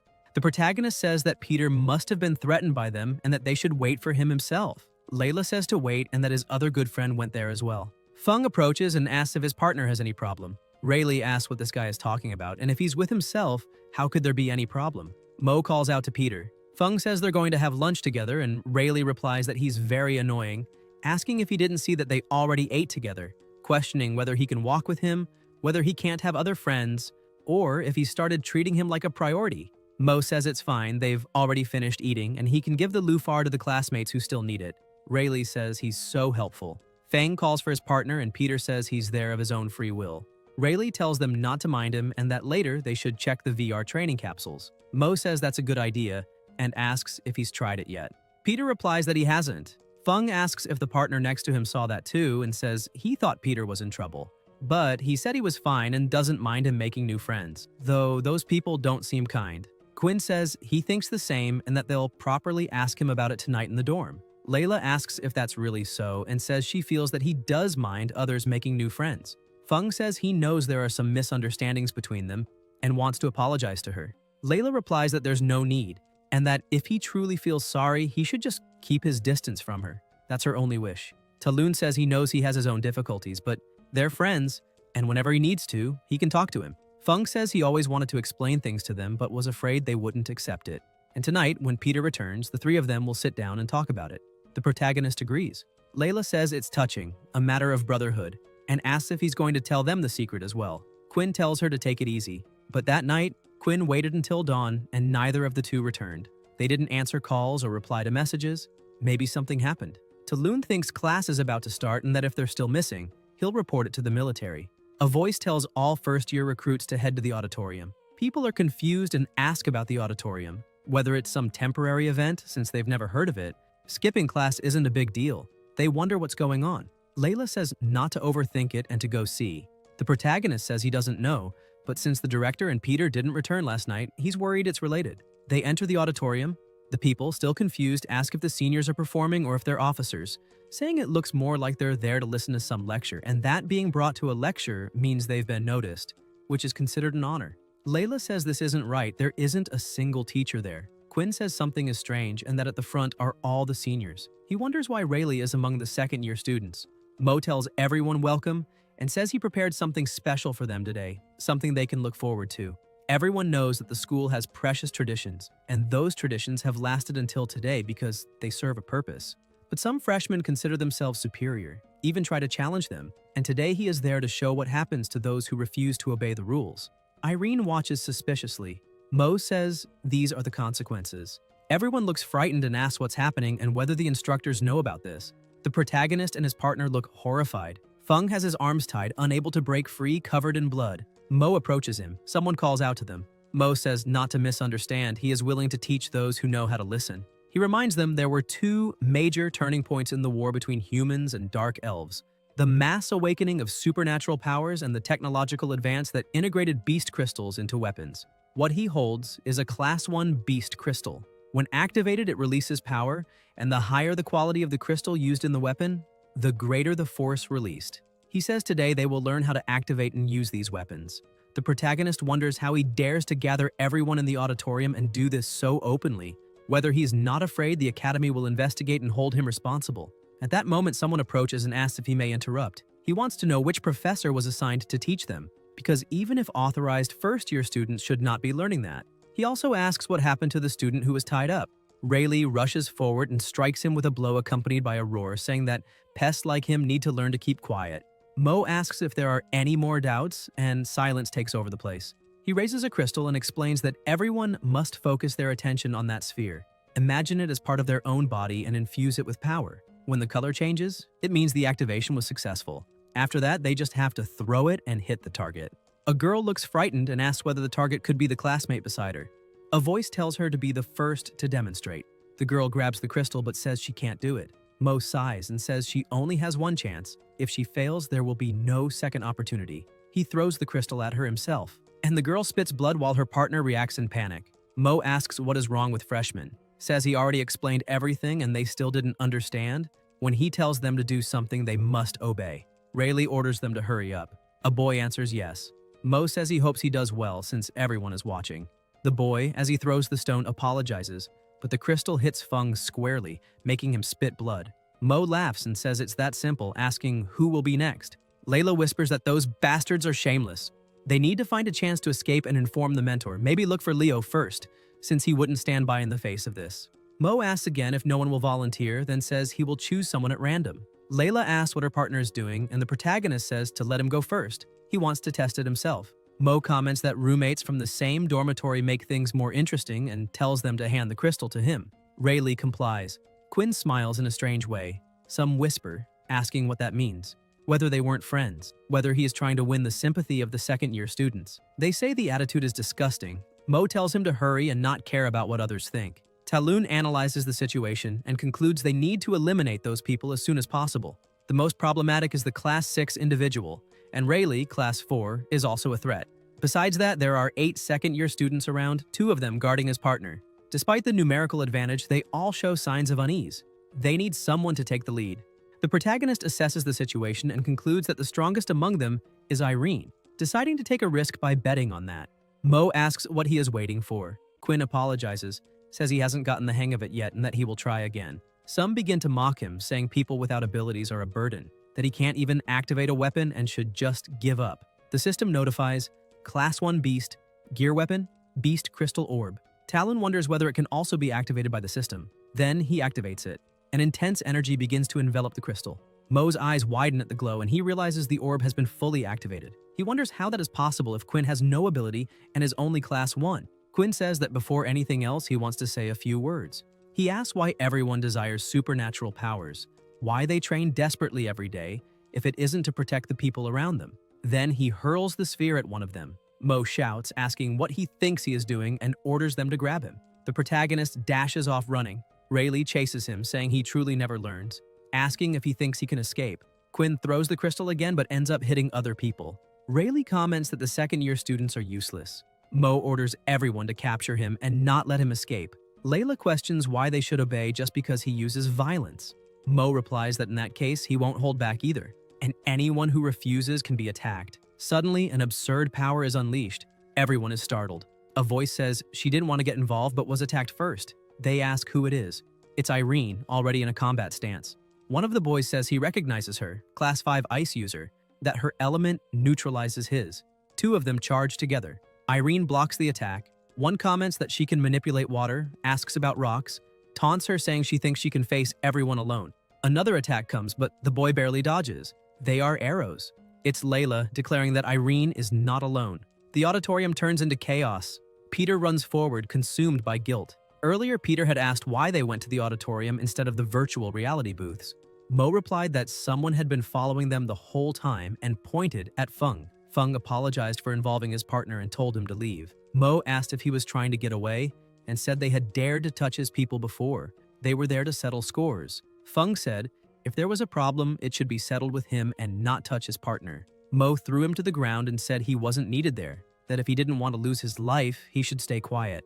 In the present, Peter thinks it was he who doomed his partner. He hears a voice and asks if it's Talon. The protagonist is fighting Rayleigh and asks what is so extraordinary about having a higher level, telling him not to think he feels fear because of that. Peter wonders how he can face them all head-on, whether he will keep doing this forever, whether there is nothing he can do. Quinn realizes that a Class 4 user is completely different from the previous ones. The abilities may seem common, but their application is far superior, both in close combat and localized defense. Almost perfect. Even long-range attacks are varied. Talon understands that this is the real difference in combat skill and thinks that if only someone could teach him how to properly use his own abilities. Suddenly, everything changes. The protagonist appears in another space and asks what is happening. The system notifies a request to activate combat course. Current level of unarmed combat. Quinn wonders why the combat course appeared just when he was about to face someone. A figure appears and says that time in that space does not flow like in the outside world. It welcomes him to the beginner unarmed combat course. It says it does not know how much time has passed, but if he can see it, it means he has become one of them. Talon realizes it is not a physical body but a projection and asks whether he is referring to vampires. The vampire explains that since it is the first lesson, he will teach 2 unarmed combat techniques. The protagonist realizes that no one around him can hear that voice, but that doesn't matter. He needs to learn now. The vampire says the 2 skills complement each other, one defensive and one offensive, and begins with the defensive one called Instant Step. In the real world, Rayleigh tries to strike him any way he can, but Quinn starts dodging every blow with ease. Rayleigh grows confused, asking how he suddenly managed to escape all his attacks, whether he had been hiding something all along. Talon understands that Instant Step allows him to move instantly within a 5-meter radius, making it almost impossible for the opponent to read his movement. But the energy consumption is enormous, and in his current state, he can only use it 2 more times at most. Rayleigh charges, telling him not to get carried away by his endurance, that he wants to see how long he can last. The protagonist dodges and counterattacks with a punch. Rayleigh activates reinforced defense and asks if he never learns. At that moment, Quinn recalls the vampire's words about the offensive skill, a hammer strike delivered with the fist, which can be combined with other techniques to double attack power. The pressure in the air rises. Rayleigh looks startled. The protagonist hits him squarely, launching him away with a violent impact. Everyone is shocked, asking how that is possible. The system notifies that Rayleigh has been defeated and that the mission is complete. Quinn feels that he has finally won, but soon another blow approaches and strikes him. He realizes he has lost 7 health points. The system informs him that automatic HP recovery from the blood bank is in progress. Mo appears with a whip in his hand and admits that he has caused some trouble. He doesn't understand how he managed that, but since he intervened, the game is over. The protagonist stares back and says that then he really is someone important. An explosion erupts. Quinn feels that power is terrifying. He cannot be hit again. He advances using Bloodblade. Mo smiles. The attack seems to have no effect. Mo moves as if he predicts every step and strikes him with the whip. Quinn notices something strange. It's as if Mo is always one step ahead. His stamina is nearly at its limit. He can only use instant step one more time, and the blood bank is almost empty. He wonders if he will lose his life there, and feels that there is nothing amusing about this at all. Layla tries to intervene but is attacked first. Someone approaches and asks why she is no longer using her arrows. She replies not to get arrogant. Feng appears and tells her to step back, says he needs to touch him quickly. Layla complains that at a time like this, he talks like a pervert. Feng shoots back asking what she's thinking, says it can be anywhere. It doesn't matter. He needs to help his partner. Layla touches his knee. Feng says it's done. Suddenly, Feng starts talking to himself again and then falls completely silent. A warrior watches, finding it interesting, asking what else he can do in that state. Layla thinks that the so-called split personality must have taken over again. Feng shouts loudly, releases his power, breaks the restraints, leaps and moves at absurd speed, causing a devastating impact. He smiles and says he is finally back. Mo comments that he freed himself quickly but should learn from his own mistakes, asking if he doesn't remember what happened the last time he faced him. Feng retorts asking whether defeating the weak is something to be proud of, saying he is not like the others, not someone easy to intimidate. Mo says he doesn't understand what he means, but it doesn't matter. He advances with the whip. Feng catches it. Mo realizes his strength is different. Feng tells his partner to leave it to him and go help the others. The protagonist warns that Mo's abilities are strange. Mo declares that he hasn't learned anything and that he will teach him again. Feng stares with a surreal aura around him and attacks. Mo dodges. Feng activates Psychic Domain.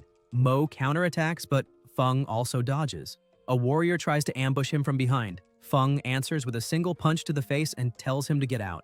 Mo comments that throwing beast cores at himself again shows a lack of creativity. Feng keeps launching them. Mo, dodging, states that won't work against him. The protagonist looks back and notices that Mo is dodging every attack with absurd precision, making him wonder if his ability is some kind of precognition. Feng says it doesn't matter if he can foresee what's coming. Mo is startled by what he sees as Feng controls multiple beast crystals at the same time, declaring that even if Mo knows what he's about to do, it won't be enough to stop him. Feng attacks, and it becomes clear that he had been missing on purpose the entire time. Mo blocks with his whip and says he is still too naive, that he shouldn't assume dodging is all he can do. Suddenly, attacks strike from behind Mo, blades of water slicing through the air, blood splattering across the ground. Mo lowers his head and admits he was careless, that he didn't expect him to have a hidden card, and remarks that he can use 2 abilities at once. Quinn watches in shock, wondering how that is possible, how his partner can manipulate 2 abilities simultaneously. Mo says things are getting interesting, but he isn't the only one who kept something up his sleeve. Talun asks what he means. Layla's eyes widen and she asks if that is a soul weapon, commenting that he must have already gone through a second awakening. The protagonist grows curious, and Layla quickly explains that some ability users can achieve a second awakening based on their own supernatural power, and after that they form a unique weapon within their own body. Unlike weapons forged with beast cores, a soul weapon cannot be used by just anyone. It depends on the talent to awaken it. Feng keeps attacking with both abilities, but Mo strikes him with the whip wrapped in flames. Talun realizes he needs to do something to help. Layla grabs him and tells him not to act impulsively. The level difference is far too great. He wouldn't be able to interfere. The protagonist feels his body grow heavy. He has already spent too much energy, the blood bank is practically empty, and he wonders if he will truly lose his life when his HP reaches 0. Quinn says he needs her to give him a bit of energy. Layla agrees but reminds him there are too many people around. Talun pulls her and says they should go to the back. Meanwhile, explosions continue echoing from the fight. Feng dodges, but Mo wraps the whip around him and says he wants to see where he will run this time. Feng activates the water blade, cuts through the whip, and advances. Mo looks down and realizes the weapon has been sliced to pieces. Feng comments that if this body hadn't been severely injured before, he would be in far better condition. asks whether he thinks a soul weapon is enough to handle everyone there, and tells them all to wake up. Suddenly, someone appears at the entrance and orders them to stop immediately before she loses her patience. It's a woman. Mo recognizes her and turns serious. She asks if he is ready to be interrogated. Mo replies that he is. After all, she is the sergeant responsible for team training. She orders the injured to be taken to the hospital and everyone else to return to their dormitories immediately. No one is to leave without authorization. Layla sighs in relief, saying it's a good thing the military showed up, and asks about his wound. The protagonist replies it's already healing, nothing serious. Layla insists they need to slip away in the middle of the confusion before being taken for examinations. Peter says he will take his partner to the hospital. Feng comments that he was the one who went to get the sergeant. Peter apologizes and admits it was his fault for dragging him there. Feng asks why he is crying, saying it's only a broken arm, not the end of the world. Peter glances back and sees Mo with a dark expression, then quickens his pace. Feng asks what's wrong, and Peter says it's nothing. Later, elsewhere, Mo remarks that it was bad luck. So many people witnessed everything and pretended not to see, and only the sergeant appeared to stop it. Now he himself might be disciplined. A young man replies that everything will be fine. It is General Duke, leader of the second year. He states that as long as he is there, no one will dare do anything against Mo. Mo says he hopes so. He was only following orders, but if the higher-ups find out, the general crushes the glass in his hand and asks whether he is questioning his authority. Mo apologizes, saying he misspoke. Duke responds that he is smart, and if he learns to be obedient, no one will touch him. But first, they must ensure no one learns their secret. Mo states that no one knows.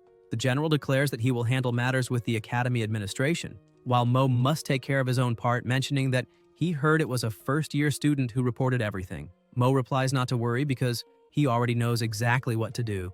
In the academy office, a voice announces that the meeting is officially in session. Leo, Dr. Haley, Faye, and Nathan are already seated, and the one presiding states that the purpose is to discuss how to handle the violent incident involving second-year students, assuming everyone has read the full report. One of those present asks to speak and says he would prefer to start with the issue of punishment, since the second year falls under his direct responsibility. Duke immediately replies that he sees nothing that warrants punishment. He states that if the report was truly read carefully, it is clear the conflict began with a first-year student, and that if he had not attacked an older student first, there would have been no retaliation. He emphasizes that this is a military academy and that students must learn to fight with their own fists, because on the battlefield, survival is defined not by speeches but by strength, then asks Nathan for his opinion. Nathan responds that he does not mind harsher fights between students, but he will not accept second-year students giving arbitrary orders to freshmen, acting as if they are superior simply because they have been there 1 year longer, something no one has officially granted them, and he asks whether Duke agrees. Duke says he does, and that he will take additional measures to prevent future conflicts.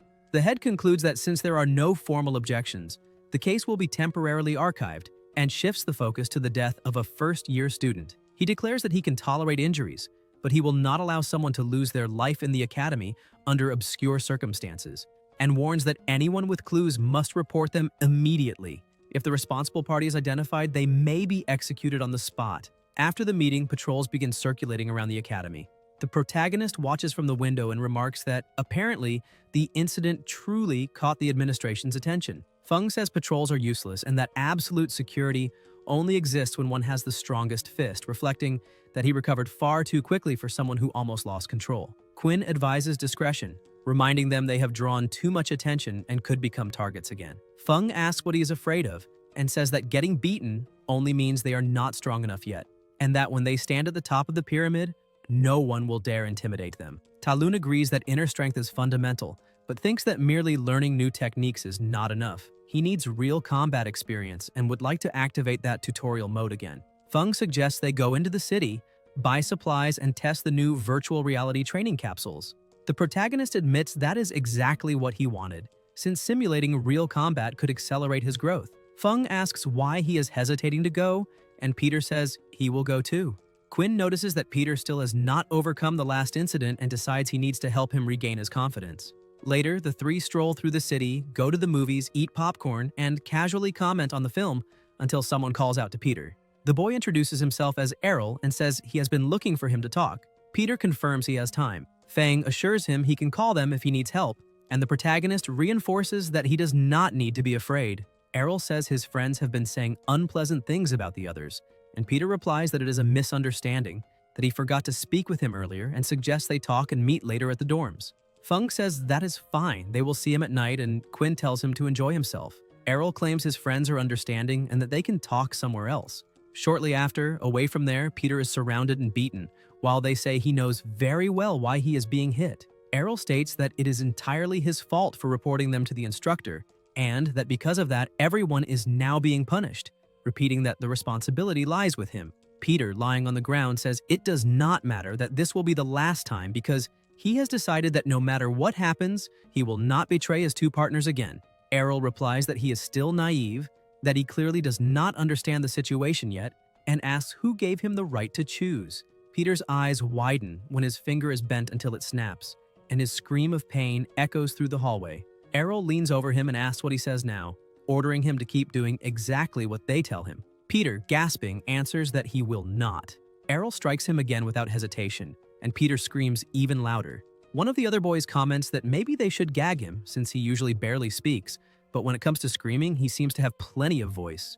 Errol laughs and says he had been walking around as if he were untouchable, then tells Jerry to step forward and get to work to fix his hand. Jerry kneels and activates his healing power. The bone slides back into place. The broken fingers realign and the skin closes as if nothing had happened. Errol asks if he is fully awake now and orders another round, saying it will continue until he is satisfied. Meanwhile, at the virtual reality training center, the secretary informs them that each hour costs 10 points and asks if they would like to reserve. The protagonist calculates mentally and says his resources only cover 1 hour. Feng tells him not to worry, swipes his card, and says he has more than enough money. Quinn admits he feels bad always depending on him, and Feng replies that between friends there is no need for formalities. The secretary confirms their registration and directs them to modules 23 and 24. As they enter, Talun comments that it is pure luxury. Feng explains that the capsules connect directly to the military server, allowing them to simulate battles against students from other academies. For full access to the civilian network, they would need to purchase an independent station, and he does not even want to imagine the price. The invitation is accepted and the connection begins. The protagonist observes how different everything feels and thinks that this is how the rich train. Energy flows through the virtual environment. Feng appears wearing a mask and armor, and Quinn barely recognizes him. Feng confirms that he customized both avatar and voice using points, even bought new skins, and summons one of them. Talun stares and asks what kind of creature that is. Feng laughs and says it is cute, that he can change it if he wants. Quinn replies that he does not need to spend money on him, but Feng insists that it could be useful when they do not want to reveal their identities. They decide to watch a few fights before jumping into combat. The scene loads, an arena materializes with multiple map options and real player matches.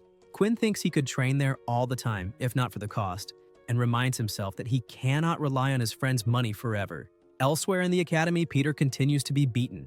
Errol says he will give him a chance, but he needs to think carefully before answering. If he does the job, he will not be punished. He must learn to obey like a good dog. The other attacker once again grabs his healed finger. Peter hesitates, eyes wide. Errol asks if they have reached an agreement and says it would have been easier if he had accepted from the start. He claims there are rewards for those who comply, transfers 100 points to him, and says they expect good news. The two walk away laughing. Peter remains alone, crying. Later, in the dormitory, Feng asks if their partner still has not returned. The protagonist tells him to be quiet and notes that he already seems to be asleep. Feng finds the timing strange, but Quinn says maybe he is just tired and suggests they rest as well. Talun looks at his apparently sleeping roommate and thinks he will be fine. Back in the virtual space, the protagonist studies the interface displaying user ID, blood evolution, and appearance options. He selects a different look. The system connects an opponent and loads the arena model. Quinn decides to test how his abilities function there. A notification appears. Dual Blade Warrior, match confirmed. The opponent greets him and asks if he can allow a superior to watch. Talun replies that he does not mind and recalls that he has watched veteran matches before. The warrior informs the superior that the presentation is about to begin. The countdown ends, both assume combat stances, and the fight starts. The opponent activates a skill immediately. The protagonist dodges and comments that opening with an ability is bold, so he will not hold back either. He unleashes his own power, lunges forward, and strikes his opponent. The superior, watching, shows surprise and asks what kind of red attack that was. What strange ability it is. Talun charges again, but the warrior intercepts the blow and slices the attack in half, the impact echoing across the virtual arena. The protagonist feels his hand vibrate as if he had punched a steel plate and wonders whether there is hidden armor beneath that avatar, quickly concluding that it is possible since real-world equipment can be synchronized inside the simulation. Even so, there is one advantage there because in that space, no real sun exists to limit him. The warrior smiles and asks if he truly thought blocking would be that simple, declaring that victory is his. Quinn grabs the arm holding the sword, twists his body, appears behind his opponent, and strikes, stating that he is the one who won. The warrior's eyes widen as he says that is impossible, while the superior watching from above comments that it is interesting. The defeated fighter sighs and calls himself useless, but the superior tells him not to be discouraged, explaining that the difference was pure agility. The system grants the reward for the victory, and Talun realizes that defeating someone inside the training capsule also yields experience and that all his abilities function normally there. The superior leaps into the arena and asks whether he would accept facing him. The protagonist confirms that it is truly him, and the man replies yes. Quinn analyzes the situation and understands that his attacks may be nullified, but that is exactly why the capsule exists, to confront opponents like this. He accepts, determined to fight to his limit. They take their stances, and the match begins. Talun attacks first, yet the superior remains motionless and unharmed. The protagonist realizes he put all his strength into that punch and still caused no damage. Suspecting a localized hardening ability, the superior remarks that retreating so soon shows excessive caution, says he must have already understood the body-strengthening skill, then summons his weapon and advances. Quinn blocks, but the superior smiles and alters the weapon's form mid-swing. Talun attempts to dodge but is hurled violently to the ground. The superior admits that his strength is impressive, yet his practical experience is still insufficient, and asks whether he wants another round. The protagonist answers, of course, since that is the purpose of training. The superior says he likes the determined gleam in his eyes and that it will be interesting to watch him fail again. The fight resumes. The superior gathers energy in his hands and releases his power, and Quinn charges as well, realizing that even with a full block he is not fast enough. The man declares that the warm-up is over and that now he will attack seriously. Talun activates Instant Step, vanishes from sight, and appears behind him. The protagonist slams him down with brutal force. The warrior watching from above shows concern. The smoke clears, and the superior admits he was almost crushed, acknowledging Talun's impressive strength, but states that now he will take the confrontation seriously. The battle intensifies, and the spectator comments that he has never seen anyone maintain a stalemate with the senior for so long. The protagonist lunges again, and the superior says that tactic will not work. Quinn replies that he knows, yet unleashes a devastating strike anyway. When the superior seems about to fall, he braces himself against his sword planted in the ground, steadies himself, and says he is a good kid for managing to break through his defenses. But unfortunately, he has lost. The protagonist feels the cut across his body and understands the gap in level between them. The superior says he awaits their next encounter, and the training session ends. Quinn exhales in relief, convinced that growth only comes from facing strong opponents. Instant Step and the hammer strike drain far too much energy, and he must solve that weakness. On the other side, the warrior asks whether that blood user is very strong and whether he belongs to the same academy. The superior replies that probably not, because if he were someone prominent, he would remember him. Sam comments that an interesting opponent has appeared and that he is already looking forward to that year's military championship. Elsewhere, someone asks whether it is working. Talun appears wearing a mask, hat, and dark glasses, saying it seems to help and that it is better than exposing himself directly to the sun. Layla states that at least now they know sunscreen is useless, that he still needs full protection from sunlight, and laments that no lightweight material exists capable of completely blocking the rays. The protagonist agrees and recalls the superior's cloak armor, imagining it must be crafted from special beast material. If he could obtain something similar, perhaps he could create the ideal suit for himself, and he begins to wonder where he might find such rare materials. Elsewhere, the professor gathers the class and announces that he has something important to say. Preparations for the portal have been completed, and the time has finally come for them to explore outer space. For most of them, it will be their first time, so they must read the manual carefully. The students flip through the books, and Dell explains that he will not go into too much detail, but distinguishing the colors of the portals can mean the difference between life and death. Green portals lead to already explored planets where human shelters exist. Orange portals lead to underdeveloped planets with a few shelters, but also high-level alien creatures and beasts, making the environment extremely dangerous. As for the red portal, the only recommendation is not to enter, since there are no shelters and the place is not governed by the treaty between humans and the Dalki, meaning that if someone loses their life inside, no one will come to rescue them. He concludes by saying the expedition will take place next week and that they must form teams of 5 today and submit the list. Layla immediately declares that she will team up with him. No discussion.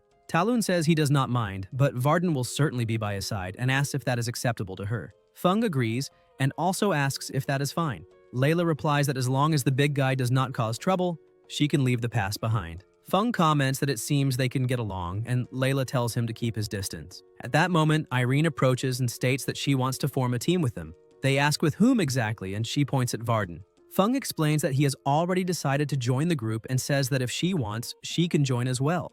Layla looks confused, and Irene asks who exactly they think they are. Layla snaps back, reminding her that they fought together in the entrance exam and in the arena.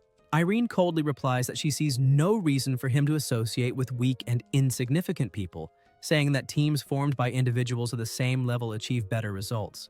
Layla bristles and asks if she's provoking them. Fung apologizes and says he does not care much about scores. He just wants to enjoy school. Irene observes that if he speaks that way, he is including his own team in that definition, and asks whether Peter also falls into that category. Fung answers yes, that he is indispensable, and the protagonist reinforces that no one will be excluded. Irene says she will think about it and that with 3 already decided, the combat configuration must be adjusted. She will give her answer later. Feng tells her to hurry because time does not wait. The protagonist comments that she seems overly cautious and asks whether the exploration will be graded. Layla confirms that it will, explaining that there are 3 possible destinations, each with distinct terrain: Kaladi, Armpel, and Bartney, and they must prepare accordingly. Quinn thinks that Kaladi has a predominantly desert climate with rare magical creatures, including dragons, and imagines that perhaps there he could obtain materials for beast armor. Meanwhile, Errol complains that Peter is late. Peter says he was stuck in a group discussion and apologizes, trying to avoid being followed. Errol punches him as punishment and states that if he had been 2 minutes later, he would have lost a finger. Peter apologizes again. Errol tells him to move because Duke does not like to wait, and when he gets irritated, everyone suffers. Peter asks who Duke is, and someone answers that he will find out soon. In another room, the general declares that some people have gone too far, but as long as he is there, there is no reason to fear. He says he has read Peter's file and knows that he developed an earth ability with penetration and immunity after enrolling in the school. Duke places several books on the table and comments that he also knows Peter has been saving money to acquire certain resources and escape level 1. If he wants power to strike back, he can help him change, as long as he works for him. Peter realizes he has practically no choice. The general warns him not to question the decision because the portal journey is approaching and every year there are accidents, students who disappear on other planets. He states that luck is part of strength and that the student who will disappear that year will be him. Elsewhere in the academy, Fung declares that it is decided they will follow the orders and include those 3 on the team as well. Irene tells them to settle it quickly. The protagonist observes that after a full day of discussions, they have finally reached an agreement, acknowledging that she is indeed authoritarian. Layla admits she does not like her much, but recognizes that with Irene on the team, their chances of earning a high score increase significantly. She says she will not have dinner with them that night because before the expedition, she needs to stop by the weapon shop to check her bow and arrows and make sure everything is perfect. Feng says that in that case, he will go along too, commenting that she finally let her partner go and that the 3 of them should head out, since it has been a long time since they had dinner together, and that tonight, he will pay for something really good. Quinn asks about Peter. Fung replies that he does not know. He said he would step out for a while and has not come back since, but Talun has just received a message from him. The protagonist's eyes widen as he reads it. At the portal site, Quinn breaks the door open and rushes inside looking for his partner. Peter is lying on the ground. Talun asks if he is okay, and Fung tells him not to move because he looks seriously injured. Peter says they were there. Fung asks if it was those same guys from before and promises to finish them off. The protagonist notices something strange. Peter explains that they saw him alone, grabbed him, beat him, and left, and that there are no cameras there, so there is no proof to show the teacher.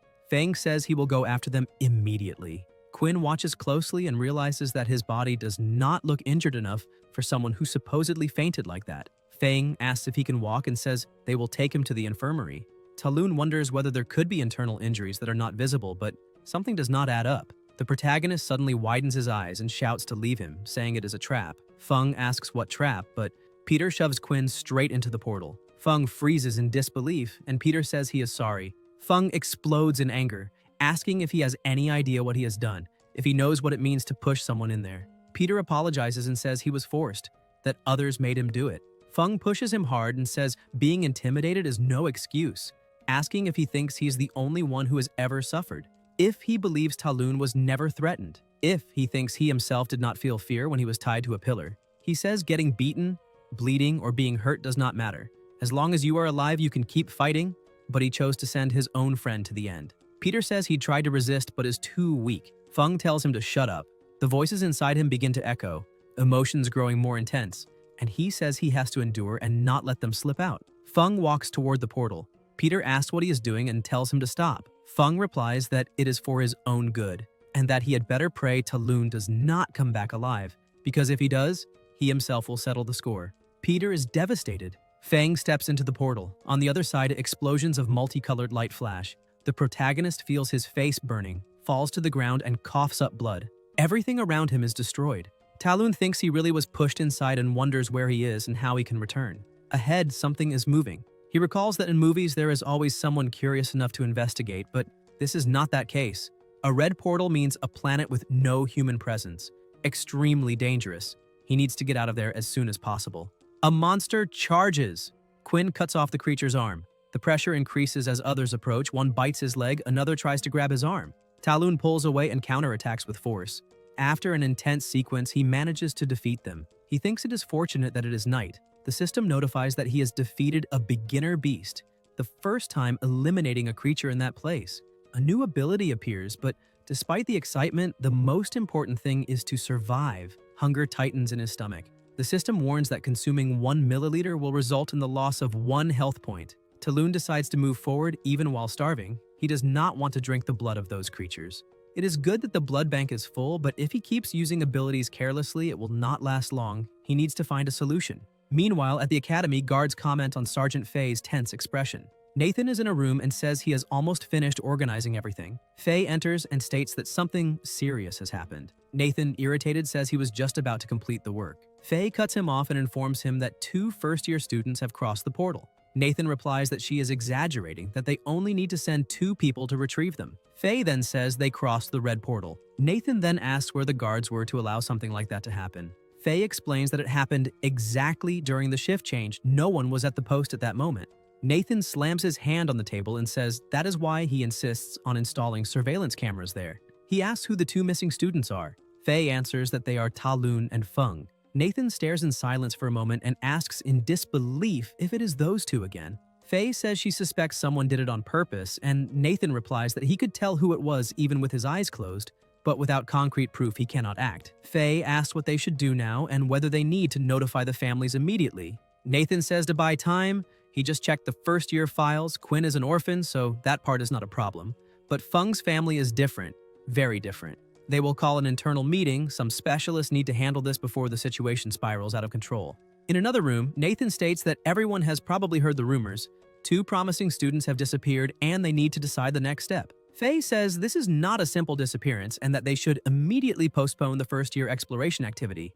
Dell counters that they crossed a red portal, which means there is no hope. Nathan responds coldly that he does not care about the other boy, but Feng must be brought back, even if it is only the body. He does not intend to face his family empty-handed. They need answers. Leo informs them that the likely destination is a planet called Proletariat, abandoned about a year ago. At first, there were shelters built by humans, so part of the territory may not be completely hostile. The doctor asks why it was abandoned. Leo explains that the shelters began to be attacked by alien creatures, far more powerful than expected. The planet had been dominated by weak, rat-like creatures known as rat claws, annoying but manageable until about a year ago when polar night set in, and the shelters were successively attacked by unknown entities, forcing total evacuation. Haley comments that they never even managed to identify the creatures responsible, and given that, the chances of survival for the 2 are minimal. Dell interrupts and states that in practice they are already dead, asking if there is still anything to be done. Nathan answers that they will conduct a rescue, and they have half a day to prepare. Dell protests that it is a red portal. Nathan cuts him off, saying he's not asking for opinions. It is an order. They must recover Feng, otherwise they will face the fury of the Blade family. And that is more dangerous than any creature on that planet. At the academy, students comment that the exploration has been postponed. 2 people disappeared in the portal chamber, Feng and Quinn. Layla overhears and asks how they know that. The boy replies that he heard teachers talking and used his listening ability to confirm it. Layla goes after Peter and says she heard the 2 disappeared, asking if it is true. Since he shares a room with them, he must know something. Peter hesitates. Layla notices that he starts backing away too quickly and realizes he knows something. She chases after him, determined to find out. She runs down the corridor, glancing around trying to guess which direction he took. Ahead, she finds Irene, who says she's not interested in his personal matters and asks where they went. The boy replies that he already said he does not know anything and questions why they keep insisting. They have their own legs. How could he know where they went? Layla watches the scene and finds it strange that Irene is pressuring those guys. She asks if Peter ran past there. Errol says yes, that he fled in a hurry and that at that pace he probably already left the city. Layla snaps back, telling them to stop pretending. They must have manipulated Peter into doing something. Errol says he does not know what she is talking about and that she can think whatever she wants. They are too busy for that. At that moment, Irene activates her ice ability. Errol notices, but it is too late. The cold pins their legs and necks to the frozen ground. Irene says she does not want to waste time with games and orders them to tell everything they know now. Guys, if you enjoyed the video, leave a like, comment, and subscribe to the channel so you don't miss new content. Thank you.